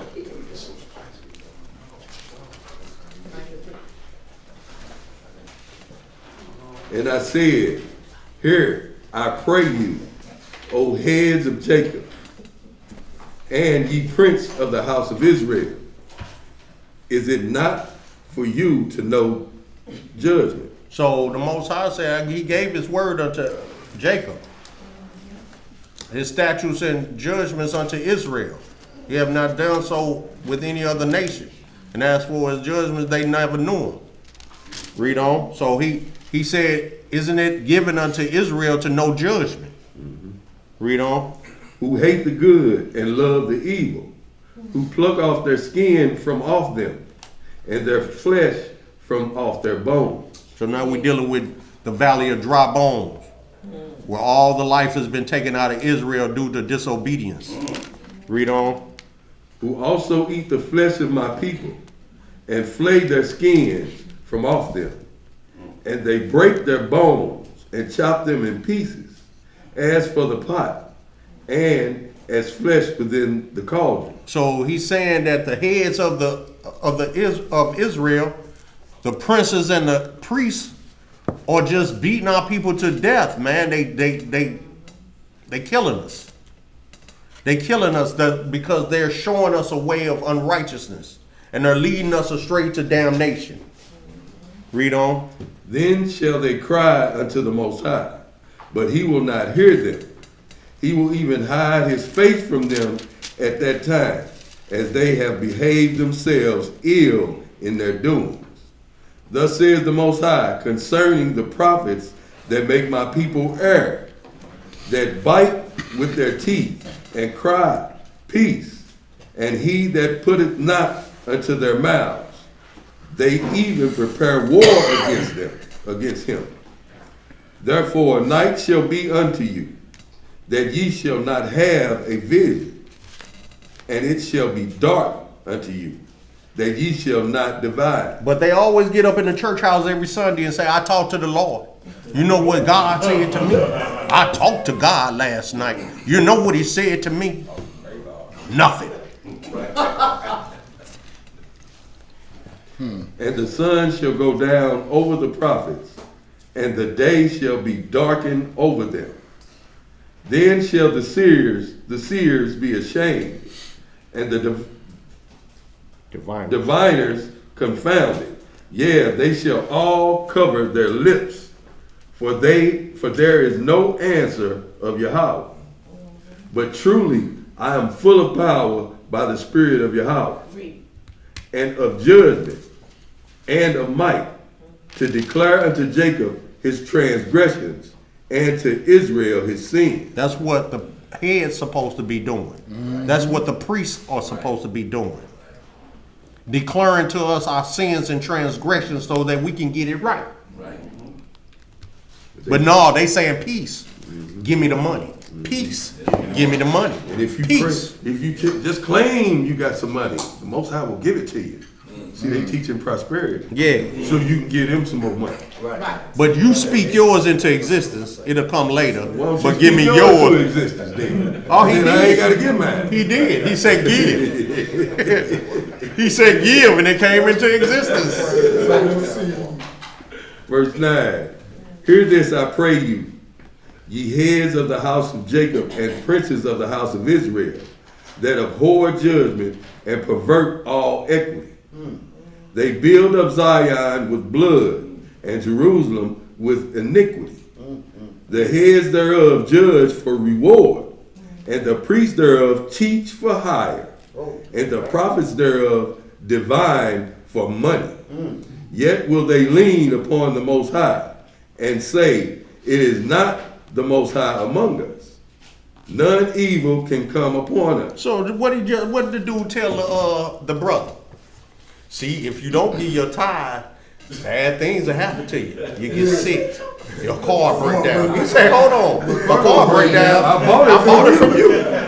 So it shouldn't break down, right? And then she started telling, all you had to do was put tires on. You stopped lying. And then the wife said, you stopped lying. You did have to replace the tires on it. Oh, you did. Wow. Read on, bro. Verse 12. Verse 12. Therefore shall Zion for your sake be plowed as a field, and Jerusalem shall become heaps, and the mountain of the house of the high places of the forest. All right, let's jump over to Malachi.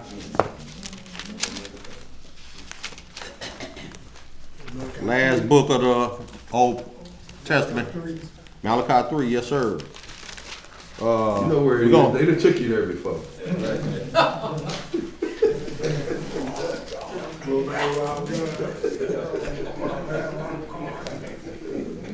It's the only place they would take you in the Old Testament.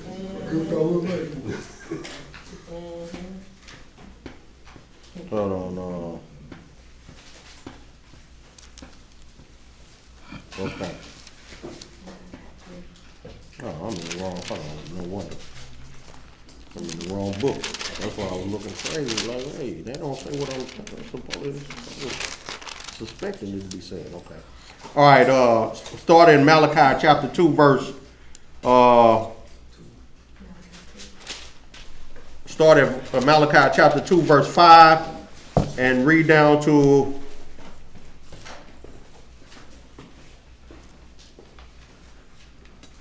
12.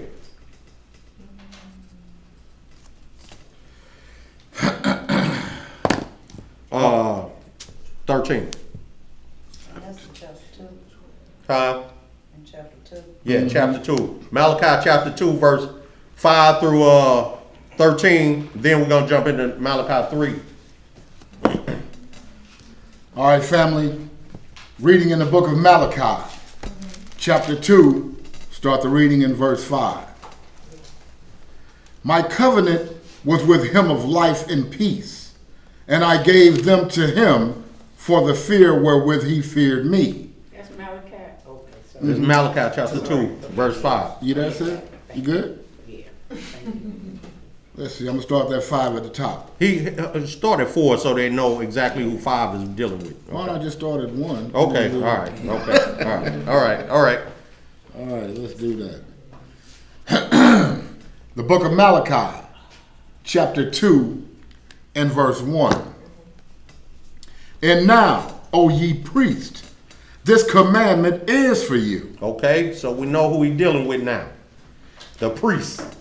All right, read on. If ye will not hear, and if ye will not lay it to heart, to give glory unto my name, saith the Most High of Hosts, I will even send a curse upon you, and I will curse your blessings. Yea, I have cursed them already, because ye do not lay it to heart.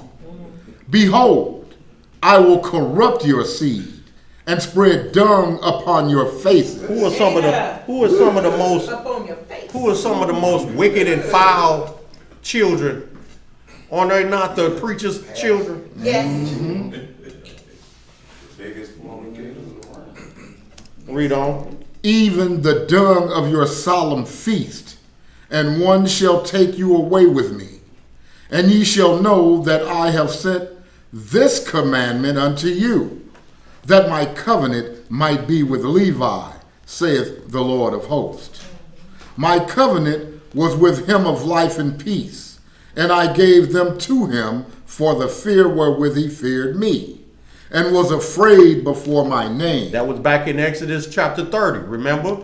When Moses said, all those that's on the side of the Most High, come on this side. Yeah. And they put to death over 3,000 men who were against Elohim in the wilderness of our own people. That's what he's talking about. Y'all feared me. So y'all chose me rather than follow man. Read on. Verse 6. The law of truth was in his mouth, and iniquity was not found in his lips. He walked with me in peace and equity, and did not turn many away from iniquity. For the priest's lips should keep knowledge, and they should seek the law at his mouth. For he is the messenger of the Most High of hosts. That was before Christ came on the scene. He was the mediator on earth between man and Elohim. Read on. Verse 8. But ye are departed out of the way. He did what? Departed out of the way. Ye have caused many to stumble at the law. Ye have corrupted the covenant of Levi, saith the Most High of hosts. Therefore have I also made you contemptible and base before all the people. They got to go get a job. You ain't got no more times to be looked upon as the mediator between man and Elohim no more. Right. You ain't righteous no more.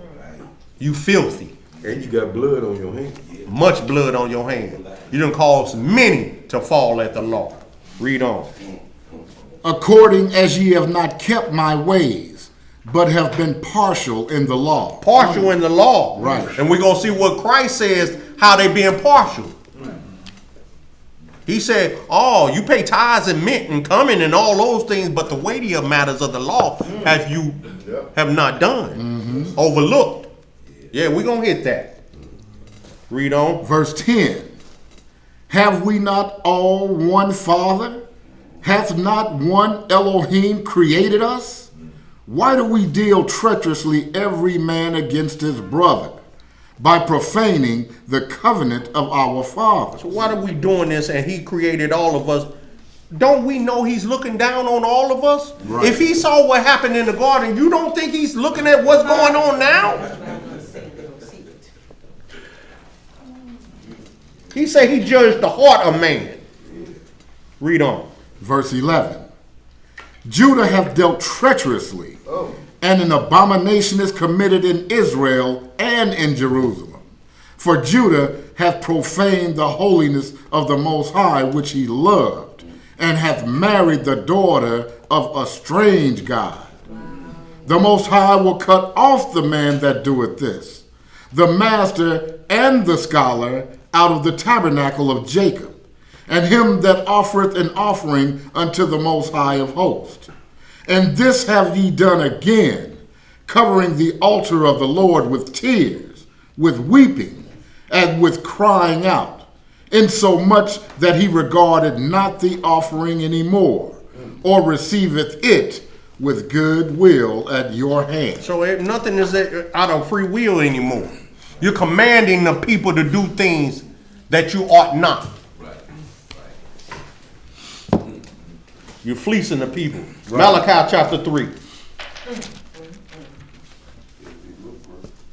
Poop on your face. That's a crappy deal there, boy.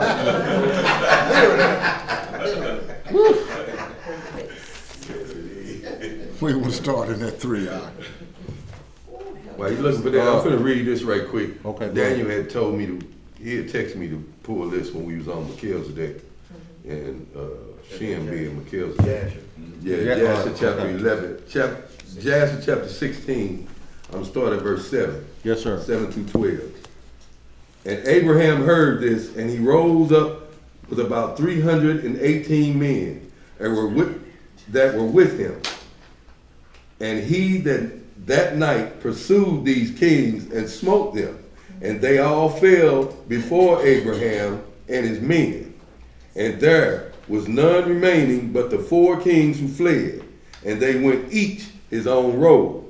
And Abraham recovered all the property of Sodom. So it's talking about that same story we was talking about earlier. Right, in Genesis. Yep. Genesis 14. 14. And he also recovered Lot and his property, his wives, and the little ones, and all belonging to him, so that Lot lacked nothing. And when he returned from smiting these kings, he and his men passed by the valley of Siddim, where the kings had made war together. And Breg, king of Sodom, and the rest of his men that were with him, went out from the lime pits into which they had fallen, to meet Abraham and his men. And Melchizedek, or Adonizek, king of Jerusalem, the same was Shem, went out with his men to meet Abraham and his people, with bread and wine, and they remained together in the valley of Melech. And Adonizek, or Melchizedek, blessed Abraham, and Abraham gave him a tenth from all that he had brought from the spoils of his enemy for Adonizek, or Melchizedek, which was priest before the Most High. That's right. So Shem became the king of Salem, which is the king of peace, which was later changed to Jerusalem, was the king or the high priest of Melchizedek after the order of Melchizedek after the flood. Okay? He took on that same order that Christ had. The same order that Joshua got. The priest, high priest after the order of Melchizedek. The priest of peace and hospitality and love. Sorry for jumping back, but we did text that in. Here a little, there a little. Consider and I kicked somebody out behind that when I get it was meant for us to read that. You know, Uriah sent me a script. He said it was even sent me back yelling at me now. I told you to read that thing that was second witness, but we got it over. It's First Chronicles 4, 9, and 10. So we get that in at some point. Right. Malachi chapter 3, start at verse 5 and down to 8. What was it? I'm sorry. No, go down to Malachi chapter 3. 5 through 10. Oh, that was Jasher 16. 16? Yep. Verse 11. Well, I went 7 to 12. That's why we have to study to show thyself approved. Here a little, there a little. So the answer of who Melchizedek, who was the order under the order of Melchizedek when Abraham met him, we found the answer in Jasher. You see? So this book is not compiled like any old C. John Run book. It takes laboring, it takes work, effort to understand what the Most High has presented us. Here a little, there a little. Malachi chapter 3, verse 5 through 10. And we'll see who Malachi 3, because you see the pastor poured that out on old boy. Right. You talking about robbery. He said, hey, that didn't come from my hand. That came from her hand. He said, your wife put it in there. He said, that ain't my hand. Right. I felt like I was robbed. Right. I was about to call the police. But what he also said in essence there is, we ain't of the same mind. Right. That ain't my hand. Yeah, he sure did. We don't have the same flesh. Right. That's what he said. And she was demonstrating it by her actions and what she was saying. All right, not one accord at all. Reading in the book of Malachi, chapter 3, start the reading in verse 5. And I will come near to you to judgment, and I will be a swift witness against the sorcerers, and against the adulterers, and against false swearers, and against those that oppress the hireling in his wages, the widow, and the fatherless, and that turn aside the stranger from his right. So all you Negroes that's saying that the stranger is only Israel, you better be careful. The Most High said, I'm going to deal with you, that those that's turning the strangers from his right. Right. Read on. And fear not me, saith the Most High of hosts, for I am the Lord. I change not. I change not. That's why them boys talking about we on that old doctrine. They on this new booty stuff. Yeah. He changes not. Yeah. They can flip flop all they want, but Christ gonna stay the same. Yesterday, right. Today, and tomorrow. That's right. Come on. Therefore, ye sons of Jacob are not consumed. Even from the days of your fathers, ye are gone away from mine ordinances, and have not kept them. Return unto me, and I will return unto you, saith the Lord of hosts. But ye said, wherein shall we return? And if you go back, you'll see this is all dealing with the priests. He's still talking to the priests. This is not to the common man. Go back and read it in its entirety, and you'll see this is dealing with the priests. He's still talking to the priests. When you go back to verse 1 or 3, he didn't say he changed, okay, this is a new commandment to the common people. This is carried on over from chapter 2. This is for the priest. What's up, Thomas? So this apply to them Sunday false exalted self-titled so-called pastors, reverends? Yes, sir. But see, in the law, if you look in the law of Leviticus 27, and many other ones, Deuteronomy 16 or 12, I believe, the Levitical priests had to give 10% of tithes as well. Yes. They had to give tithes. They giving 10%, but they giving it to They supposed to give tithes too. They supposed to give 10% of what they giving into the storehouse for the rest of the common people. See, nobody talks about, well, where's your... Dude asked him. He said, well, where's your 10%? But you see, he didn't answer him. He said, well, where's your 10%? Pastor didn't answer that. He went straight to something else. Right. Give them the birth with no pain. The priest supposed to give 10% too. Oh, so who are you? You ain't no exception. But that's now why greater is the damnation to him that know and mislead the lost sheep and it lined up with Titus chapter 1, verse 10. For there are many vain talkers and deceivers. Right. Especially those of the circumcision. Mouths must be stopped. Who Stopped. subvert whole houses. Yes. That's right. Teaching things which they ought not. For filthy lucre's sake. There it is, right there.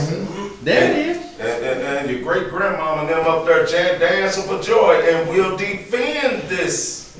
We just seen it. We just saw it. We just saw it. Read on, bro. Finish this out. Verse 8. Will a man rob God? Yes, he will. Yet ye have robbed me. But ye say, wherein have we robbed thee? In tithes and offerings. So, because they ain't giving theirs. They the ones robbing y'all. Yeah. Because Most High said put 10% into the storehouse to feed those that ain't got it. So where's your 10% that's supposed to go in the storehouse? Right. You building apartment buildings to charge rent. Right. Yeah. And you get increase upon increase and you ain't gave nothing. So then you build a church and attach it to your bank so they can get direct deposit. Oh, and you got, boy, get out of there. Read on, bro. Verse 9. Ye are cursed with a curse. Oh, yes, sir. For ye have robbed me, even this whole nation. What we just read in chapter 2. It says you done destroyed the people. You done destroyed the people because there's nothing in the storehouse to feed those without. Wow. Nothing for the widows. You done destroyed the people. And then you teaching false peace. And they ain't got no peace when they go home. That man ain't gonna have no peace when he get back home and he ain't got no $100. And no food. Ain't no peace.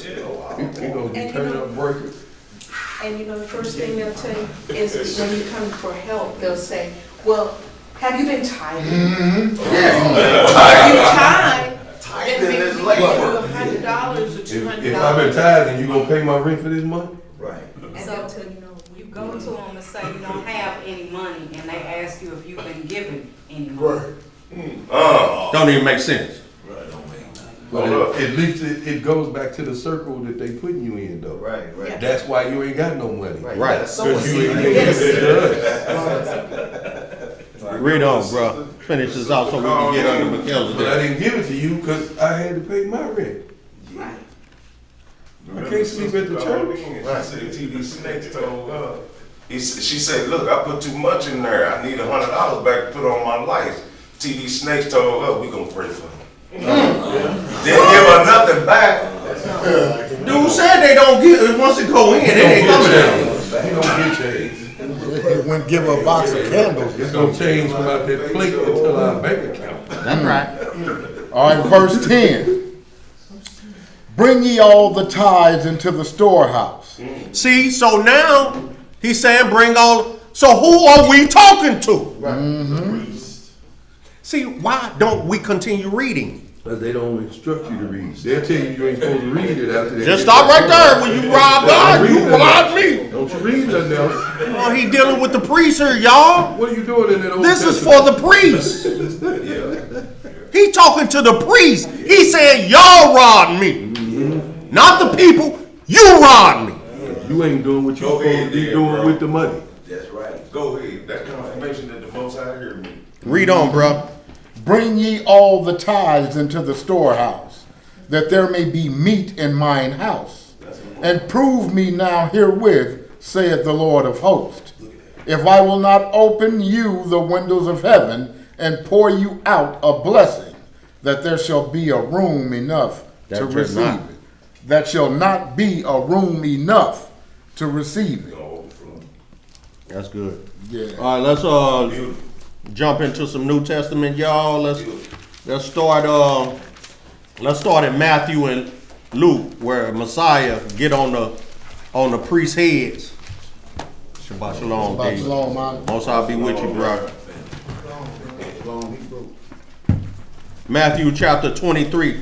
Matthew 23. Non-believer scat. Non-believer scat. Night, niggas. Just like that. How far you going behind that block? 20 what? Let me see. Right now. 23, I just wanted, you can just. Matthew. We'll go down to 30.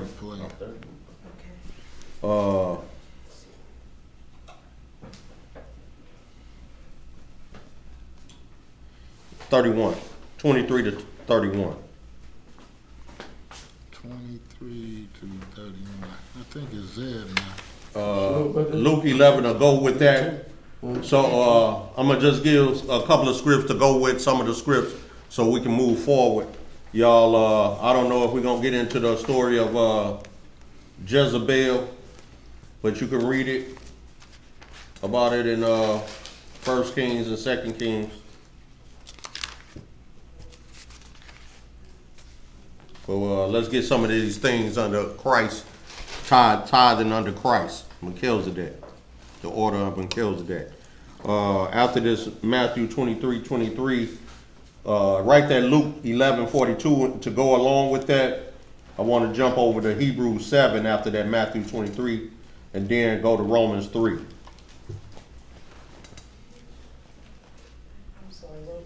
Matthew 23 and 23. 23 down to 30, what I say? 31. 31. The non-believer scat. They'll be bucking and leaving, crying and pleading. Oh Lord, help me just to hear nigga please. Matthew chapter 23, verse 23. Won't let you live it down. It wasn't me. That was you. I was right there. It was you. It was the spirit of you. It looked like you wanted to slap somebody.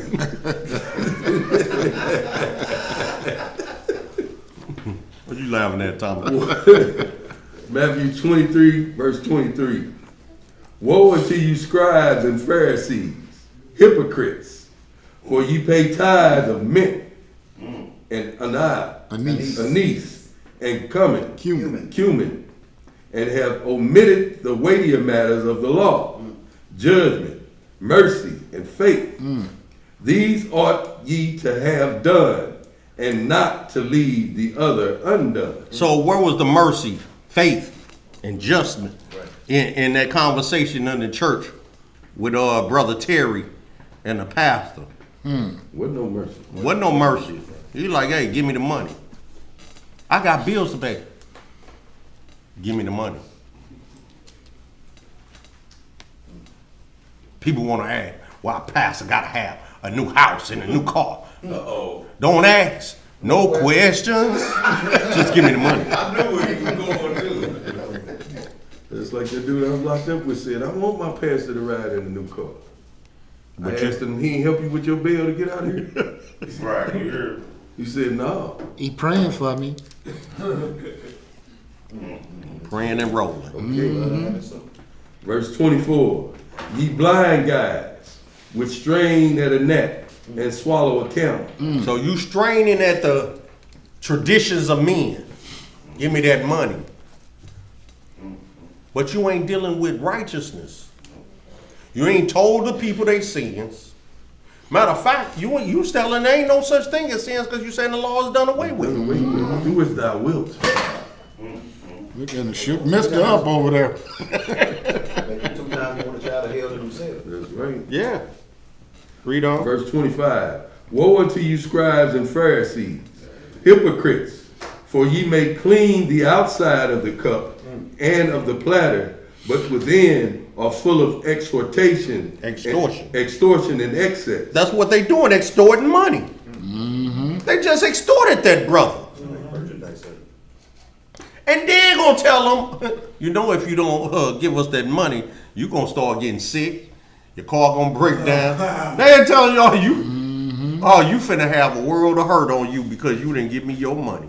So you gonna come messing with my stuff? You gonna sabotage my car? Is that what you're saying? You sold me the car. Right, exactly. Oh man. Better not break down. Right. Yeah, he done already fixed it. Verse 26. Thou blind Pharisees, cleanse first that which is within the cup and platter, that the outside of them may be clean also. So he said, cleanse your heart, cleanse your consciousness. That's right. Read on. Woe unto you, scribes and Pharisees, hypocrites, for ye are like unto whited sepulchres, which indeed appear beautiful outward, but are within full of dead men's bones, and of all uncleanness. All them white tombstones and mausoleums out in the graveyard. It look nice. Right. Verse 28. Even so ye also outwardly appear righteous unto men, but within are full of hypocrisies and iniquity. Woe unto you, scribes and Pharisees, hypocrites, because ye blind the tomb, ye build the tombs of the prophets, and garnish the sepulchres of the righteous, and say, if I had been in the days of our fathers, we would not have been partakers with them in the blood of the prophets.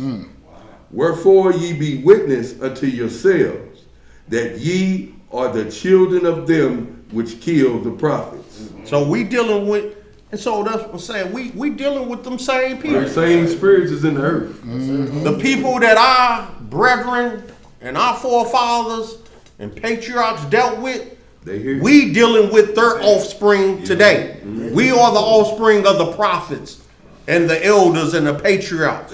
And we're dealing with their offspring today. The offspring of those who killed Christ, the offspring of those who killed the prophets, the offspring of the Pharisees and Sadducees and Essenes and all that. We dealing with the same bull crap today that our forefathers dealt with then. Nothing has changed. It's just a different captivity, different locale, and different time period. That's it. But everything else is still the same. Ecclesiastes 1 and 10 say, is there anything that whereof it can be said, this is new? Nothing. that's why I was compelled to say, as we read it and I attend the class and view the live stream, everything, and do the study, the things that we are speaking at this time in the present, we living it right now. Let's go to that Romans chapter 3, y'all, and then I want to hit that 2 Corinthians 9. 2 Corinthians 3. And that definitely that Sirach 35.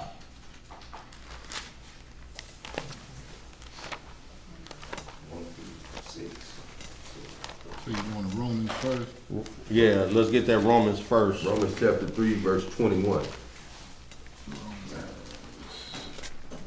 3:21. Okay. Romans chapter 3, verse 21. And read that down to 30. Read that out. Yeah, yes, sir. But now the righteousness of Yahweh without the law is manifested, being witnessed by the law and the prophets, even the righteousness of Yahweh which is by faith of Yahweh Shah HaMashiach unto all and upon all them that believe. For there is no difference, for all have sinned and come short of the glory of Yahweh. To the Jew first, then to the Gentile. Male and female, free and bond. All have sinned and fall short of the glory of Elohim. Read on. Being justified freely by his grace through the redemption that is in Hamashiach Yahushua, whom Yahweh has set forth to be a propitiation through faith in his blood, to declare his righteousness for the remission of sins that are past, through the forbearance of Yahweh, to declare, I say, at this time, his righteousness, that he might be just, and the justifier of him which believeth in Yahushua. That's right. Where is boasting then? What is excluded? It is excluded. It is excluded. By what law? Of works? Nay, but the law of faith. Therefore, we conclude that a man is justified by faith without the deeds of the law. He is the power of the Jews only. Is he? Is he the power of the Jews only? Is he not also of the Gentiles? Yes, of the Gentiles also. So he's saying, so this is one of the things that Israelites have a problem with, these black nationalist Israelites. See, they don't want him to be God of the Gentiles, just of the Jews only. See, that's black nationalist movement under Hebrew Israelite. Reverse racism. That's all. Yeah. You know? But the Most High said, I created all men. He says, all souls are mine. That's right. White folk have souls too. So, How else would they be judged?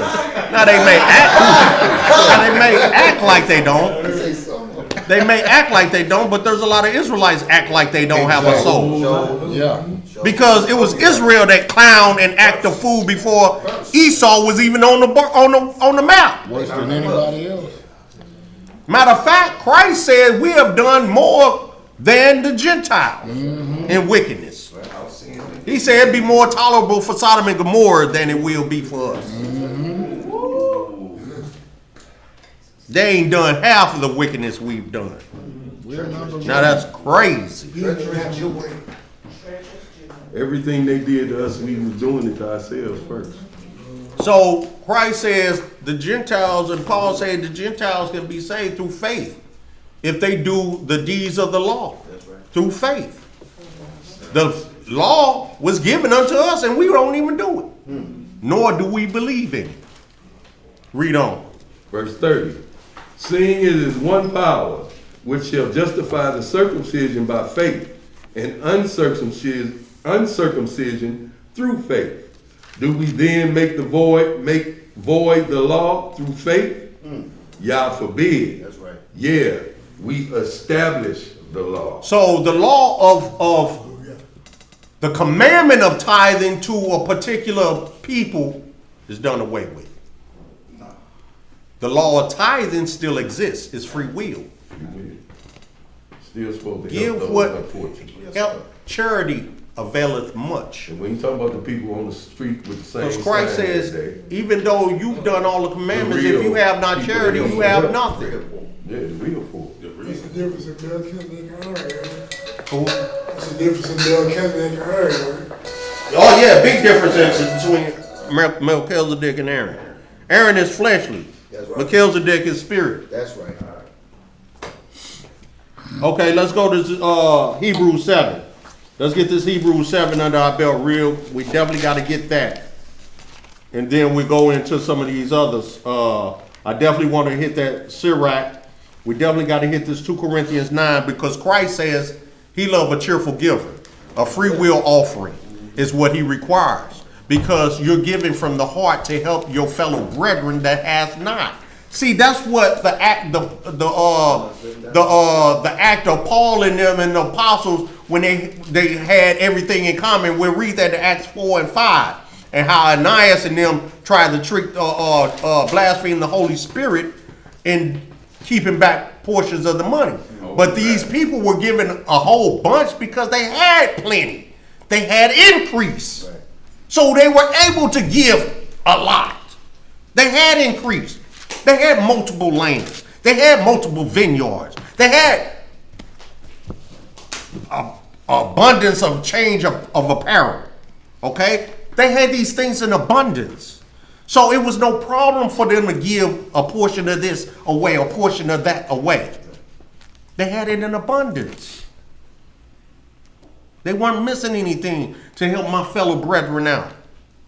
They weren't lacking anything. And the scripture says that they lack nothing.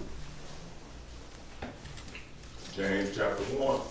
So thee can be perfect and entire, wanting nothing. Nothing. Hebrews 7. Hebrews 7. Let's get it. Where you start at now? Looks like one on the paper. That's what It ain't no number.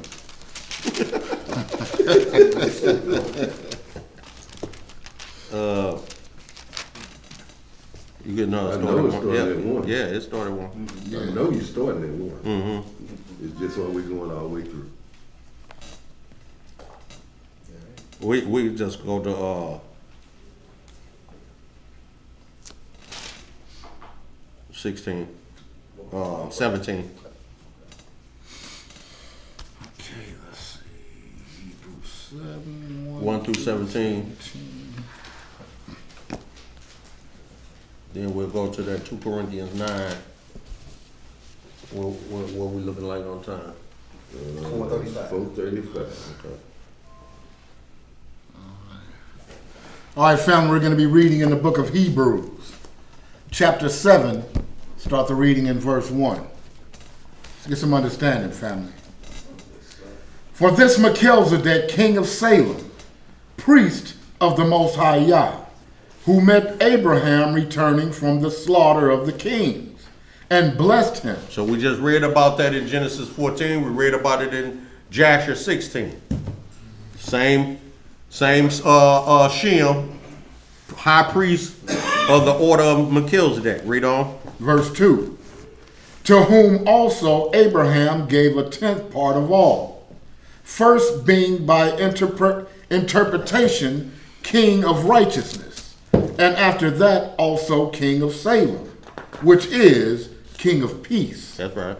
Without father, without mother, without descent, having neither beginning of days nor end of life, but made like unto the Son of Yah, abideth a priest continually. So we know Christ had a mother and a father. Right.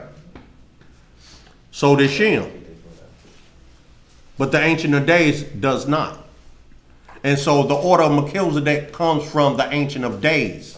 It's his order. It's his high priest order. Right. It's the order of beginning of time. The righteous order. Read on. Verse 4. Now consider how great this man was, unto whom even the patriarch Abraham gave the 10th of the spoils. And verily, they that are of the sons of Levi, who receive the office of the priesthood, have a commandment to take tithe of the people according to the law, that is, of their brethren, though they come out of the loins of Abraham. So they weren't taking tithes of all the nations. It was Right. tithes of the 12 tribes, or the 11 tribes, to support the livelihood of that one tribe, Levi. Because their inheritance is Elohim. Right. All the other 11 tribes had an earthly portion set apart for them. Read on. Verse 6. And he whose descent is not counted from them received tithes of Abraham, and blessed him that had the promises. And without all contradiction, the less is blessed of the better. And here men that die receive tithes, but there he receiveth them, of whom it is witnessed that he liveth. And as I may say so, Levi also, who receiveth tithes, paid tithes in Abraham. Because he was yet in Abraham's loins when Abraham gave 10 of tithes to Melchizedek. Levi wasn't even thought of yet. But this started the whole dealing of the 10%, the free will and all that. Read on. Verse 10. For he was yet in the loins of his father when Melchizedek met him. If therefore perfection were by the Levitical priesthood, for under it the people received the law, what further need was there that another priest should rise after the order of Melchizedek, and not be called after the order of Aaron? But we saw in Malachi 3, Malachi 2, and Micah 2 that the Levitical priesthood was not perfect. Right. They were taking bribes and money, It was not perfect. tripping in judgment. So, and we saw in Malachi, he says they are cursed with a cursed. So perfection couldn't come from them. It had to come through someone unblemished that wouldn't take a bribe or any other such. Read on. Verse 12. For the priesthood being changed, there is made of necessity a change also of the law. Only the law of the priesthood. Not of the whole, all the commandments, 613 law, just the law pertaining to the priesthood. That's the only law that was changed, which is the order of the commandment of tithing, paying a commanded tithing. Next time somebody tell you the law done away with, just start going their pocket. Right. Ain't no law. Right. I can't be stealing. I ain't stealing if ain't no law. And we'll see in Acts chapter 3 that Moses told the people, there's a prophet coming of your brethren whose words are going to override everything, the laws that I'm bringing to you. His laws are perfect. Whatever he tell you is perfect. It's the order. That's what you need to follow. Because his words are greater than mine. He is salvation. He is life. Not me. Yes, sir. That's right. That's right. Read on. Verse 13. For he of whom these things are spoken pertaineth to another tribe, of which no man gave attendance at the altar. For it is evident that our Lord sprang out of Judah, of which tribe Moses spake nothing concerning priesthood. No, because the priesthood wasn't given to Judah. Right. The kingship was given to Judah. The scepter. Read on. Verse 15. Oh, my bad, 15. And it is yet far more evident, for that after the similitude of Melchizedek, there ariseth another priest, who is made, not after the law of a carnal commandment. What kind of commandment? A carnal commandment, but after the power of an endless life. Because he was here before time. That's right. His life is endless. Abraham dead. Jacob dead. Isaac dead. David dead. All the prophets dead. All the apostles dead. Disciples dead. Christ is still alive at this very hour. Alive and well. Read on. Verse 17.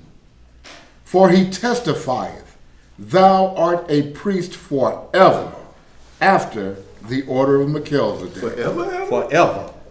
From beginning of time to the end of time. He's a high priest forever.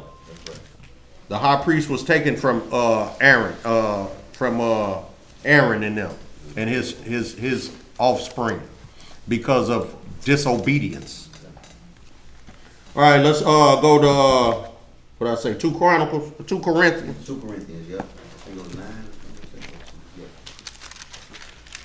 2 Corinthians 8, 7 through 15, is that where you are? 2 Corinthians chapter 9 first. 2, 9 through 6 through 7.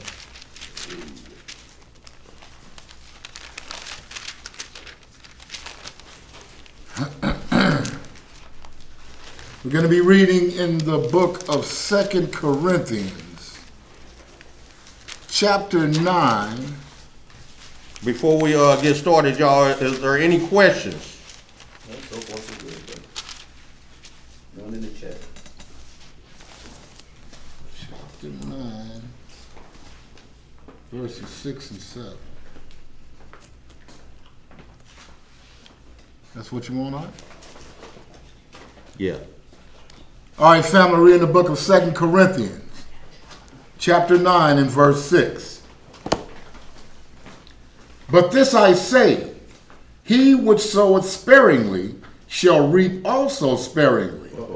And he which soweth bountifully shall reap also bountifully. So if you only, if you keeping the word, the gospel to yourself, hiding it under a bushel, you get what you get. But he that is out there laboring for the word, putting in his work, trying to bring souls over to Christ, shall reap bountifully. Read on. Verse 7.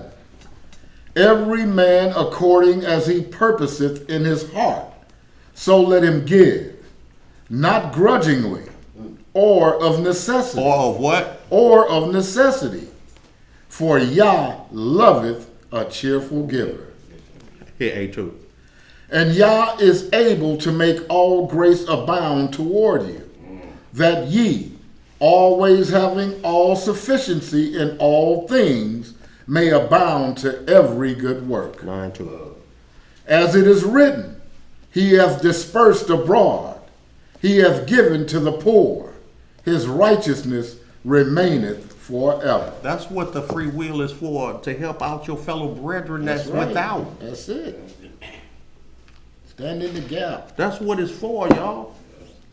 And you ain't supposed to give grudgingly. Not grudgingly. When that brother give him grudgingly, when he grudgingly, when he didn't want to get that done. Man, I really didn't. Get that No, he didn't want it. And so then he should have got his money back because it was grudgingly given. Right. And the same thing, just like if somebody's asking you for something and you, man, I really ain't got it, man, but man, hurt. I don't want it. Right. I don't want it. Don't want nothing, No no parts parts of it. of it. You're gonna make me bust your head next week about it. So you gonna keep that. I'm gonna do it. No, because he's gonna be calling you in the next 5 minutes. I need to get that back. You got that? I just got it from. No, man. I need it right back. Yeah, and the thing is, the brother, it ain't like he didn't want to give, he just didn't have it to give. He didn't have all of that to give. Right, He said, man, I give you 20, but man, you taking my whole 100? Right. That's my last 100, man. If that's his last 100, that's 20%. I think he's doing. I think he's being fair. Yeah. Man, crazy, man. Because he had 200. He said, "Oh, he had 200." He said, "I gave 100." Let's hit this. Let's hit the Sirach 35. And I also want to hit Right.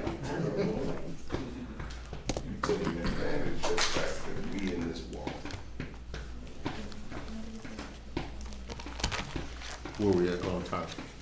447. What happened to that Rock 35? That's where we going right now. You Yeah, ain't that's paying what we- attention. You back there talking. I know we don't want to go. You wouldn't don't want to go, but we just said that's where we going. Oh, boy. They say if a dog barking, he can't bite. So rock what? 35. These the ones I go to on the street when they try to debunk it, and then you be like, okay, here, how come your pastor ain't teaching this? And they be like, wow, what is that? Give me that book. Let me take a picture of that. Close the book. You know what I mean? Right, Like, no yeah. All praise. How come he ain't teaching that? You sure right, bro. That's what they say. You sure right, bro. I ain't never heard that in my life. You can get it because somebody told me we don't read that book. That's what someone told me. They don't read. We don't read that book. That's what they told me.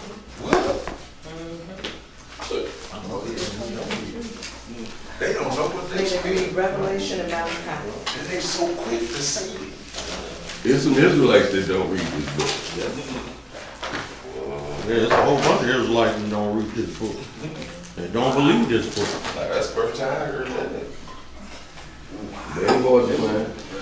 How you gonna be in this and not be in this? They ain't hard to find. You done heard it? Why is it your own conceit? They usually real loud too.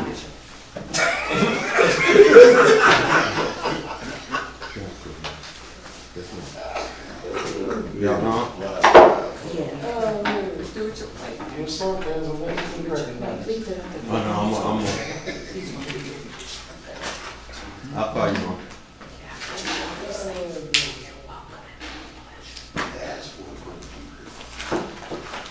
So me, Yeah, where we at?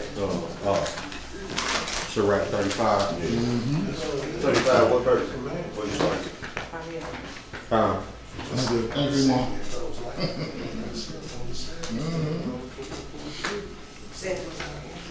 good. 35 more. 35 minutes. That's what you got there. You got one with a dash. Just in case we. That's it. We go 1 through 5 with the whole thing. One through 1 through 6. About tithing. no, 1 through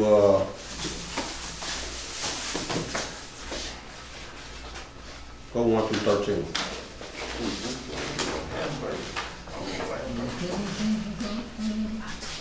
Sirach or Ecclesiasticus chapter 35 verse 1. Let me get my specs on. There you go, bro. I ain't know you had them with you. Yeah, I got them, but see the words in here big. Oh, okay. These are small. Sid said that when you was. Yeah, yeah. When I go in here, I need to magnify this. Sirach chapter 35 verse 1. He that keepeth the law bringeth offerings enough. You hear that? You hear that? I'm clear. What you say? Read again. He that keepeth the law bringeth offerings enough. He that taketh heed to the commandment offereth a peace offering.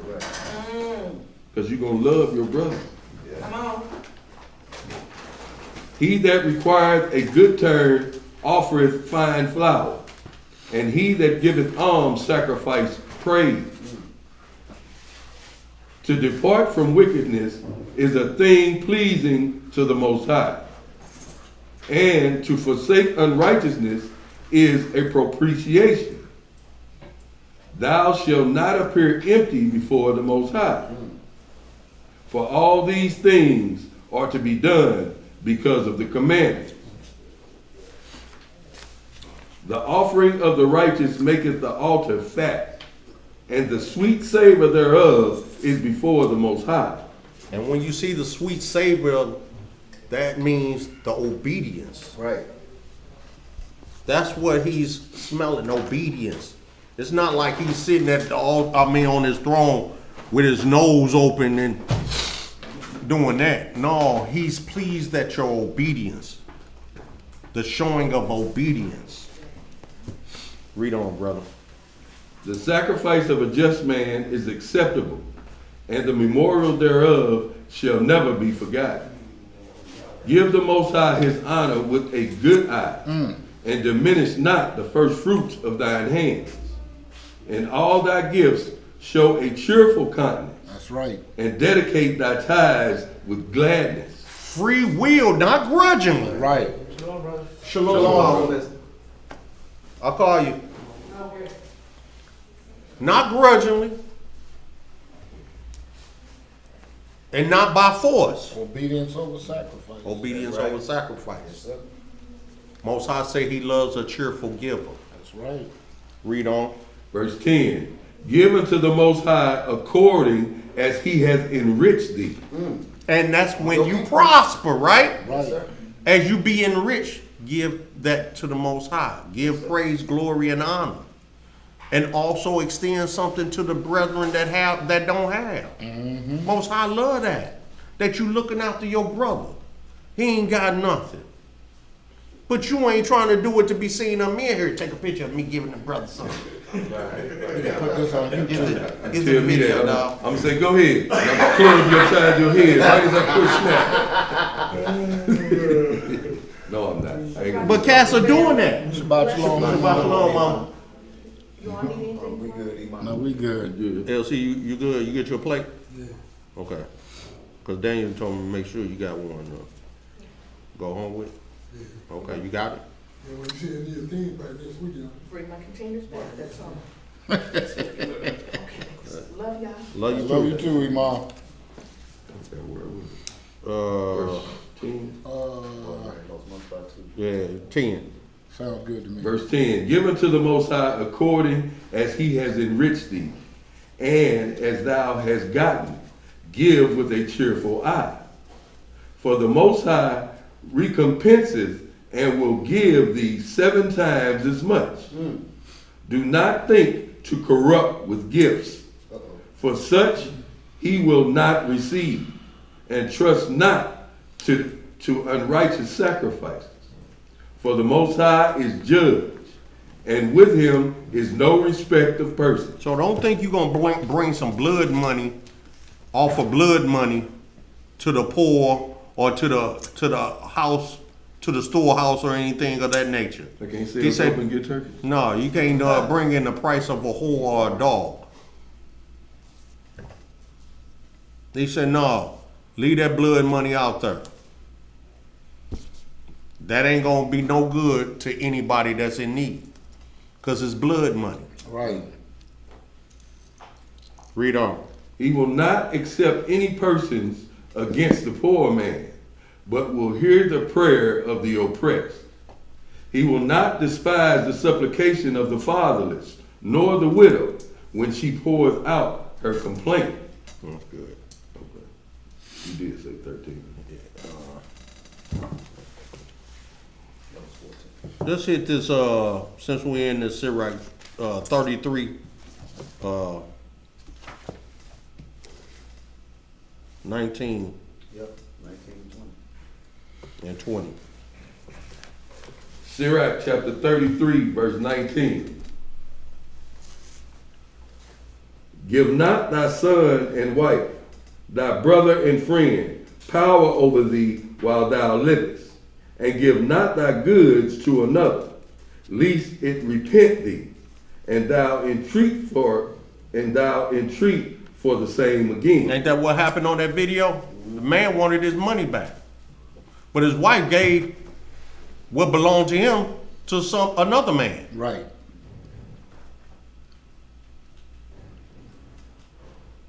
And then she acted like she had the power over him. Nah, that's our money. I did it. But then bro said, that's my sister. And this is man's wife. Yeah. And he like, hold on. Yeah, that's your sister, but that's my wife, and I pay the bill in this house. To her husband. Right. Yeah, that's what the scriptures say. Cleave unto thy husband. Love thy own husband. How you even speak about somebody's wife? You know, this is my wife. You talking about that's my sister. Man, that's irrelevant. That's my wife. Yeah, you ain't got nothing to do with this. But like he said, you, his wife, shouldn't have been in that meeting amongst the men in the first place. Yeah. Right. You out of order in the first place. That's why that confusion happened too. You out of order in the first place. So it's these things that why the law says let the woman learn in silence, or suffer not her to usurp authority, and things of this nature, of like what happened in the garden when Eve usurped the authority and taught Adam instead of Adam teaching her. So now we got a misunderstanding of law. We on two totally different playing fields. Just like when Jezebel usurped authority over Ahab and was all this greasy talking, rough talking, everything to men. Well, what happened to Miriam when she flexed against Moses? Right. He turned her leprous as snow. He didn't do that to Aaron. He did it to Miriam because she stepped out of line. Yeah, Aaron was out of line too, but Miriam more so because she's of the weaker vessel. This is not your place to confront a man like that with greasy talk. Just because you're a prophetess don't give you the room to speak against a man like that, to step to a man like that. The law also says if a husband and wife, or if a man, two men are in a fight, it's in Deuteronomy 25. Oh yeah. Deuteronomy 25. Matter of fact, let's go there real quick.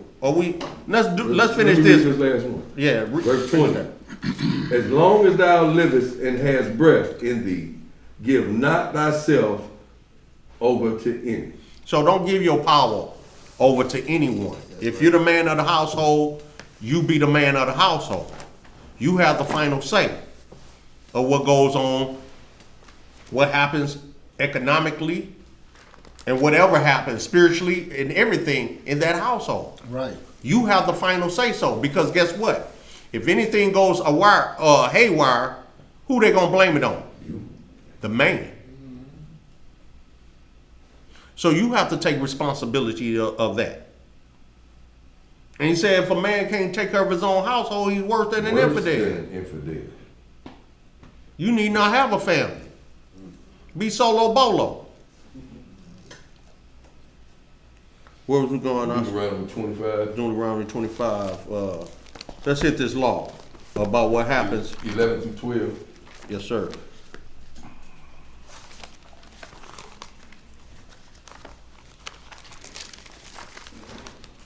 First Tim chapter 2 and 12 says, I suffer a woman not to usurp authority over a man.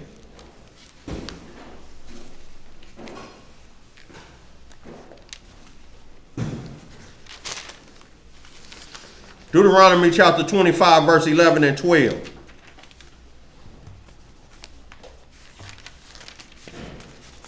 Now this is when a woman trying to defend her husband, no, them two men in a scrap. Leave it alone. Stay out of that. That ain't your place. You know, that's my husband. That's my man. That's my baby. And to grab a man by them, that means that woman got the power. Because you got the power. Because you taking them. It's just like what we say. Man, who wearing the drawers in that house? Right. Man. Well, she done took his. He got to ask for him back. Right. Ask the world. And we talking about the other part, not the drawers. Right. No, I'm going to leave him at home with me tonight. Go on with your friend. You don't need him. Go on with your friend. You don't need him. Just go on. I'm going to keep him right here in a safe spot. Baby, can I have my balls back? No, you don't need them. Can I just get one of them in? That's a shame. Just one? Yeah, just one. I need something. That's cold. That's terrible. Can I get one? Now also understand, wives have their own minds. They have their own minds. We're not to dictate to them how to think. But we're supposed to keep them mindful of staying within the confines of the law, statutes, and judgments of our Elohim. Shalom, sister. You know, we ain't supposed to beat up on them if they have a different thought than ours. But make sure it's in alignment with righteousness. Because your righteous marriage gives glory to Elohim. That's what he loves. Because you're representing him and his institution of marriage. That which is righteously instituted.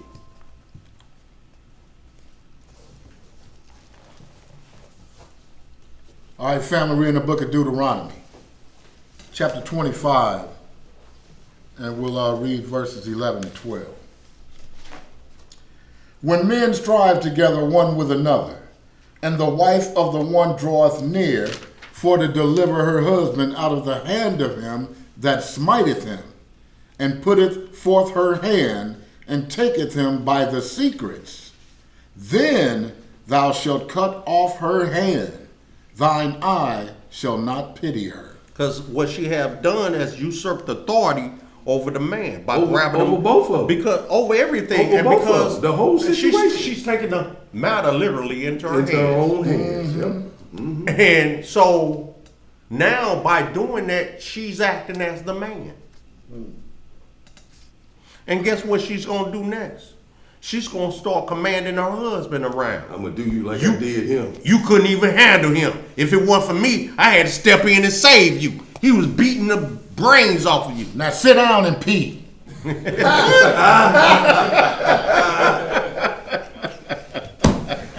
Get some on my toilet again.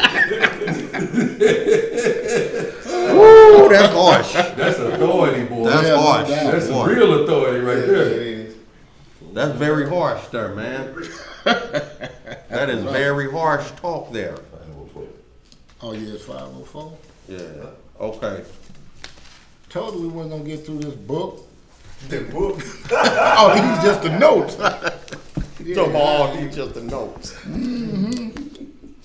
We did about half. We did We well. got quite a bit though. We got understanding and went forward. Yes, sir. Did understanding go forward? Yes, Yes, sir. sir. They have responses in the chat saying excellent kingdom work. Another brother or sister said excellent lesson. That's what's All up, praises. man. Let's hit this one real quick before we break out of here. Titus.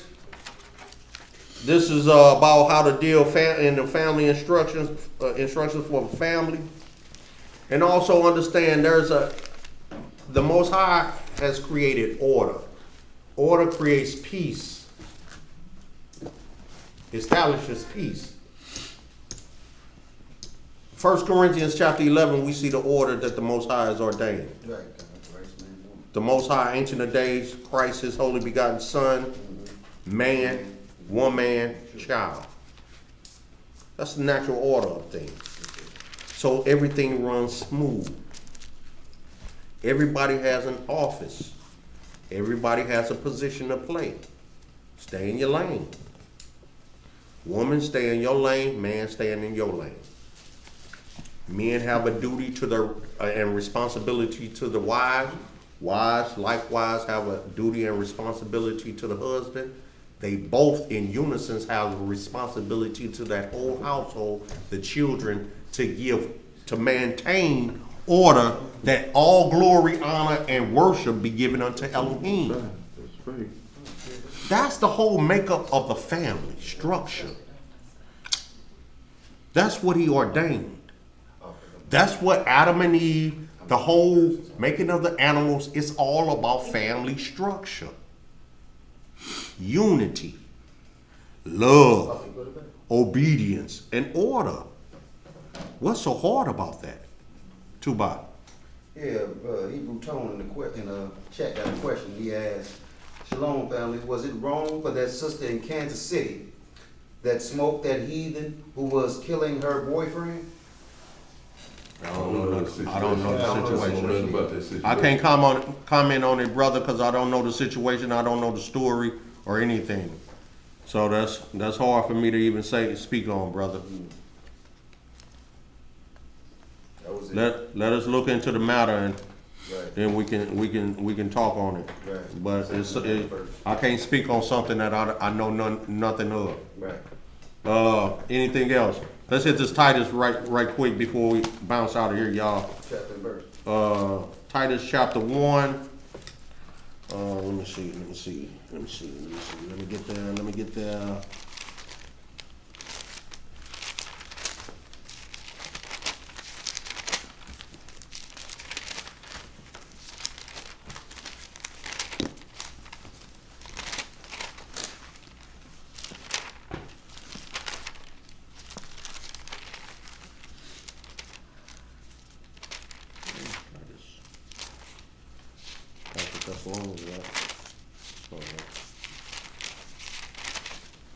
Timothy. Okay, what did I say? Titus 1.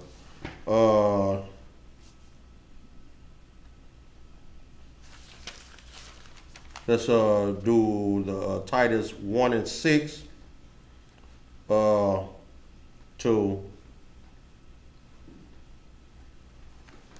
11, and then Titus 2 1 through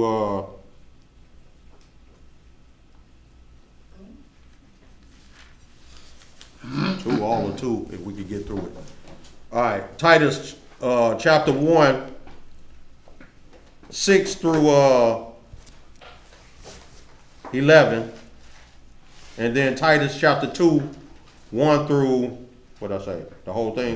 Yeah, 1 through 15. If we can make it through it. And then we'll close out, y'all. You got that. Put in your arsenal Acts chapter 11, verse 27 through 30, where it shows how the apostles and the disciples had made care packages to send abroad to the brethren, showing love and charity to the brethren. Also, put in your arsenal 1 Corinthians 13, charity, alms. Oh, Yeah. 1 Corinthians chapter 13, about where Christ is talking about alms, and Paul is talking about doing alms for the brethren. And that should go with your Matthew chapter 6. Do your alms in secret, not to be seen of men. All right, family. Let's roll. We're going to be reading in the book of Titus, chapter 1, start the reading in verse 6. It reads, "If any be blameless, the husband of one wife, having faithful children, not accused of riot or unruly." That's a man that's governing his house righteously. Read on. "For a bishop must be blameless, as the steward of Yah, not self-willed, not soon angry, not given to wine, no striker, not given to filthy lucre." But you'll see most of these preachers up in the houses call themselves bishops.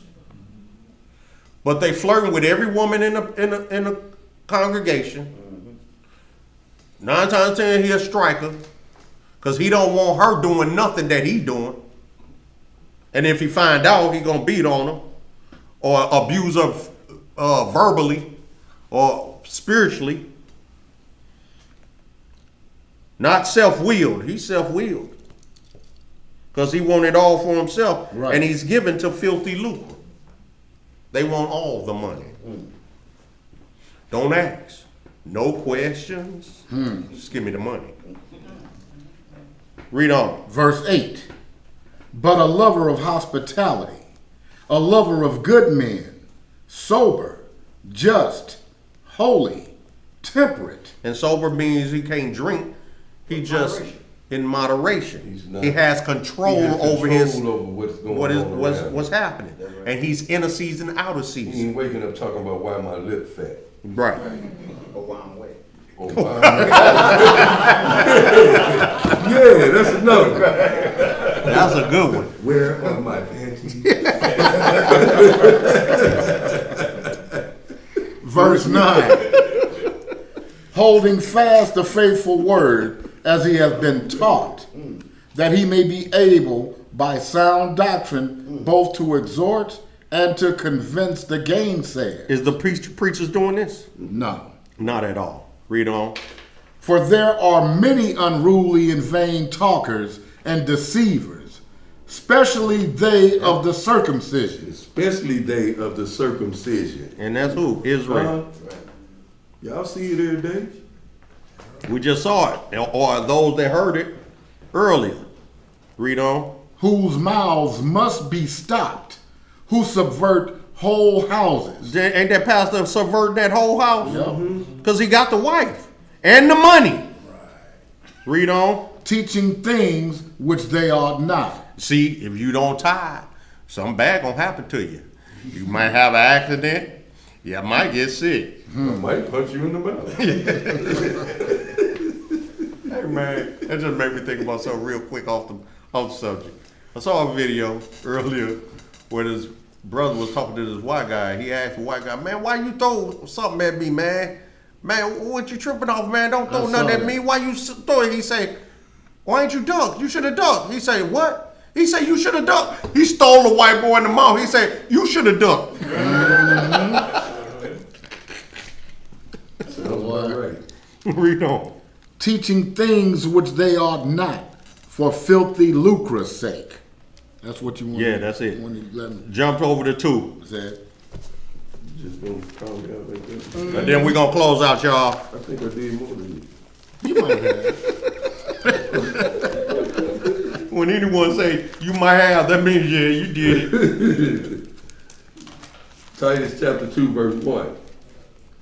But speak thou the things which become sound doctrine. Speak sound doctrine, y'all. Don't stray from this. This is sound doctrine. Because it explains everything on every daily life. Read on. That the aged men be sober, grave, temperate, sound in faith, in charity, in patience. The aged women likewise, that they be in behavior as becometh holiness, not false accusers, not giving to much wine, teachers of good things. So women likewise, not giving too much wine. Y'all could drink wine too, have a little drinky, but don't get overconsumed in moderation. Right. Because wine maketh the heart merry. That's right. It brings glad tidings. Right. You embrace each other. You can talk about good things, peaceful things. You at peace, you at love and all that. But do it in moderation. Because too much maketh the mouth run. Yeah. Yes, sir. Yes, sir. And reveal secrets. Right. And things that ought not be said. Right. Titus chapter 2. Yeah. Yes, sir. Verse 4.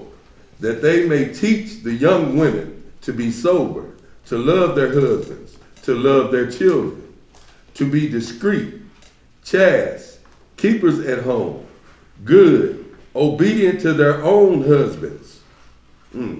She was obedient to pastor. Right. Yeah. Her brother. Not to her own But husband. not to her own husband.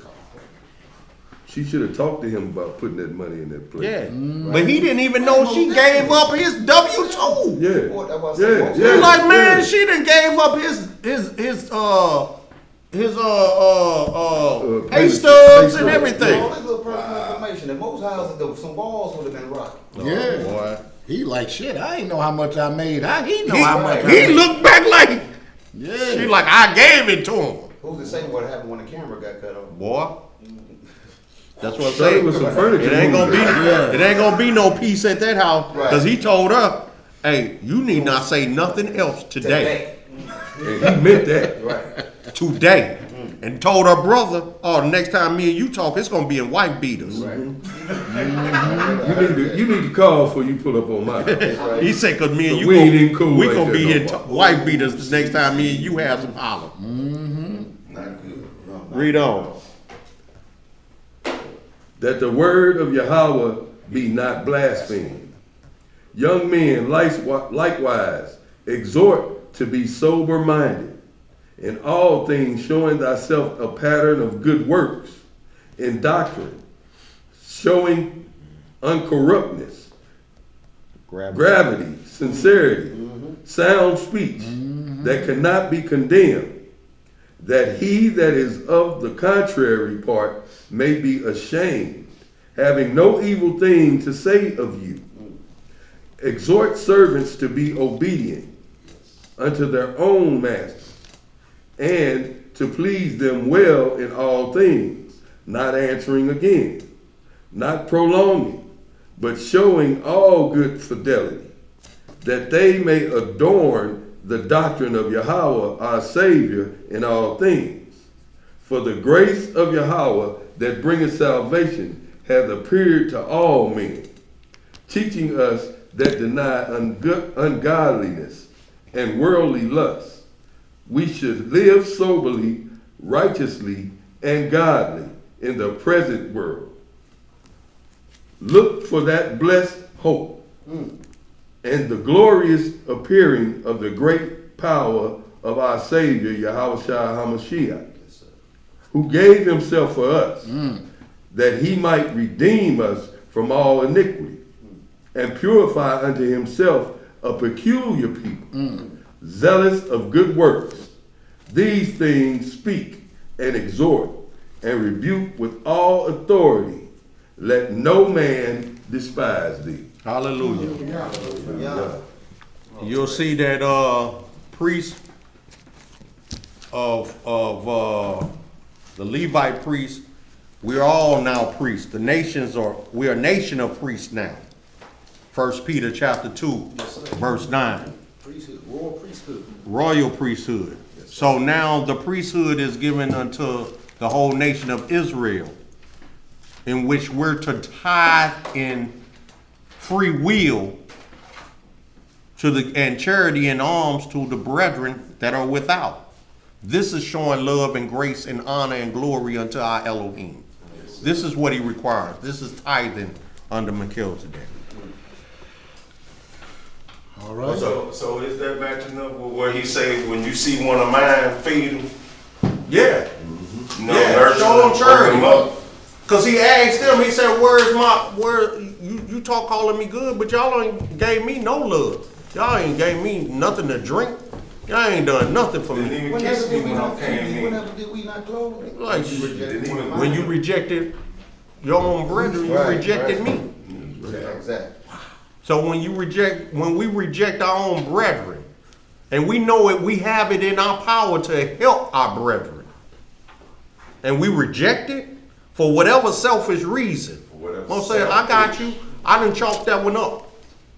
That's a blemish you putting up on your own soul. Because whatever you holding back, he provided to you. We just read it. He said, I will recompense it back to you 7 times. You ain't losing nothing. Matter of fact, I'm finna increase you in that which you lost. What did Job get? Oh, The double love. Elijah, what Elijah got. Come on, man. Powerful. We got too many examples of the righteousness of giving alms and charity and love to the brethren. Yes, sir. And what comes in return of that.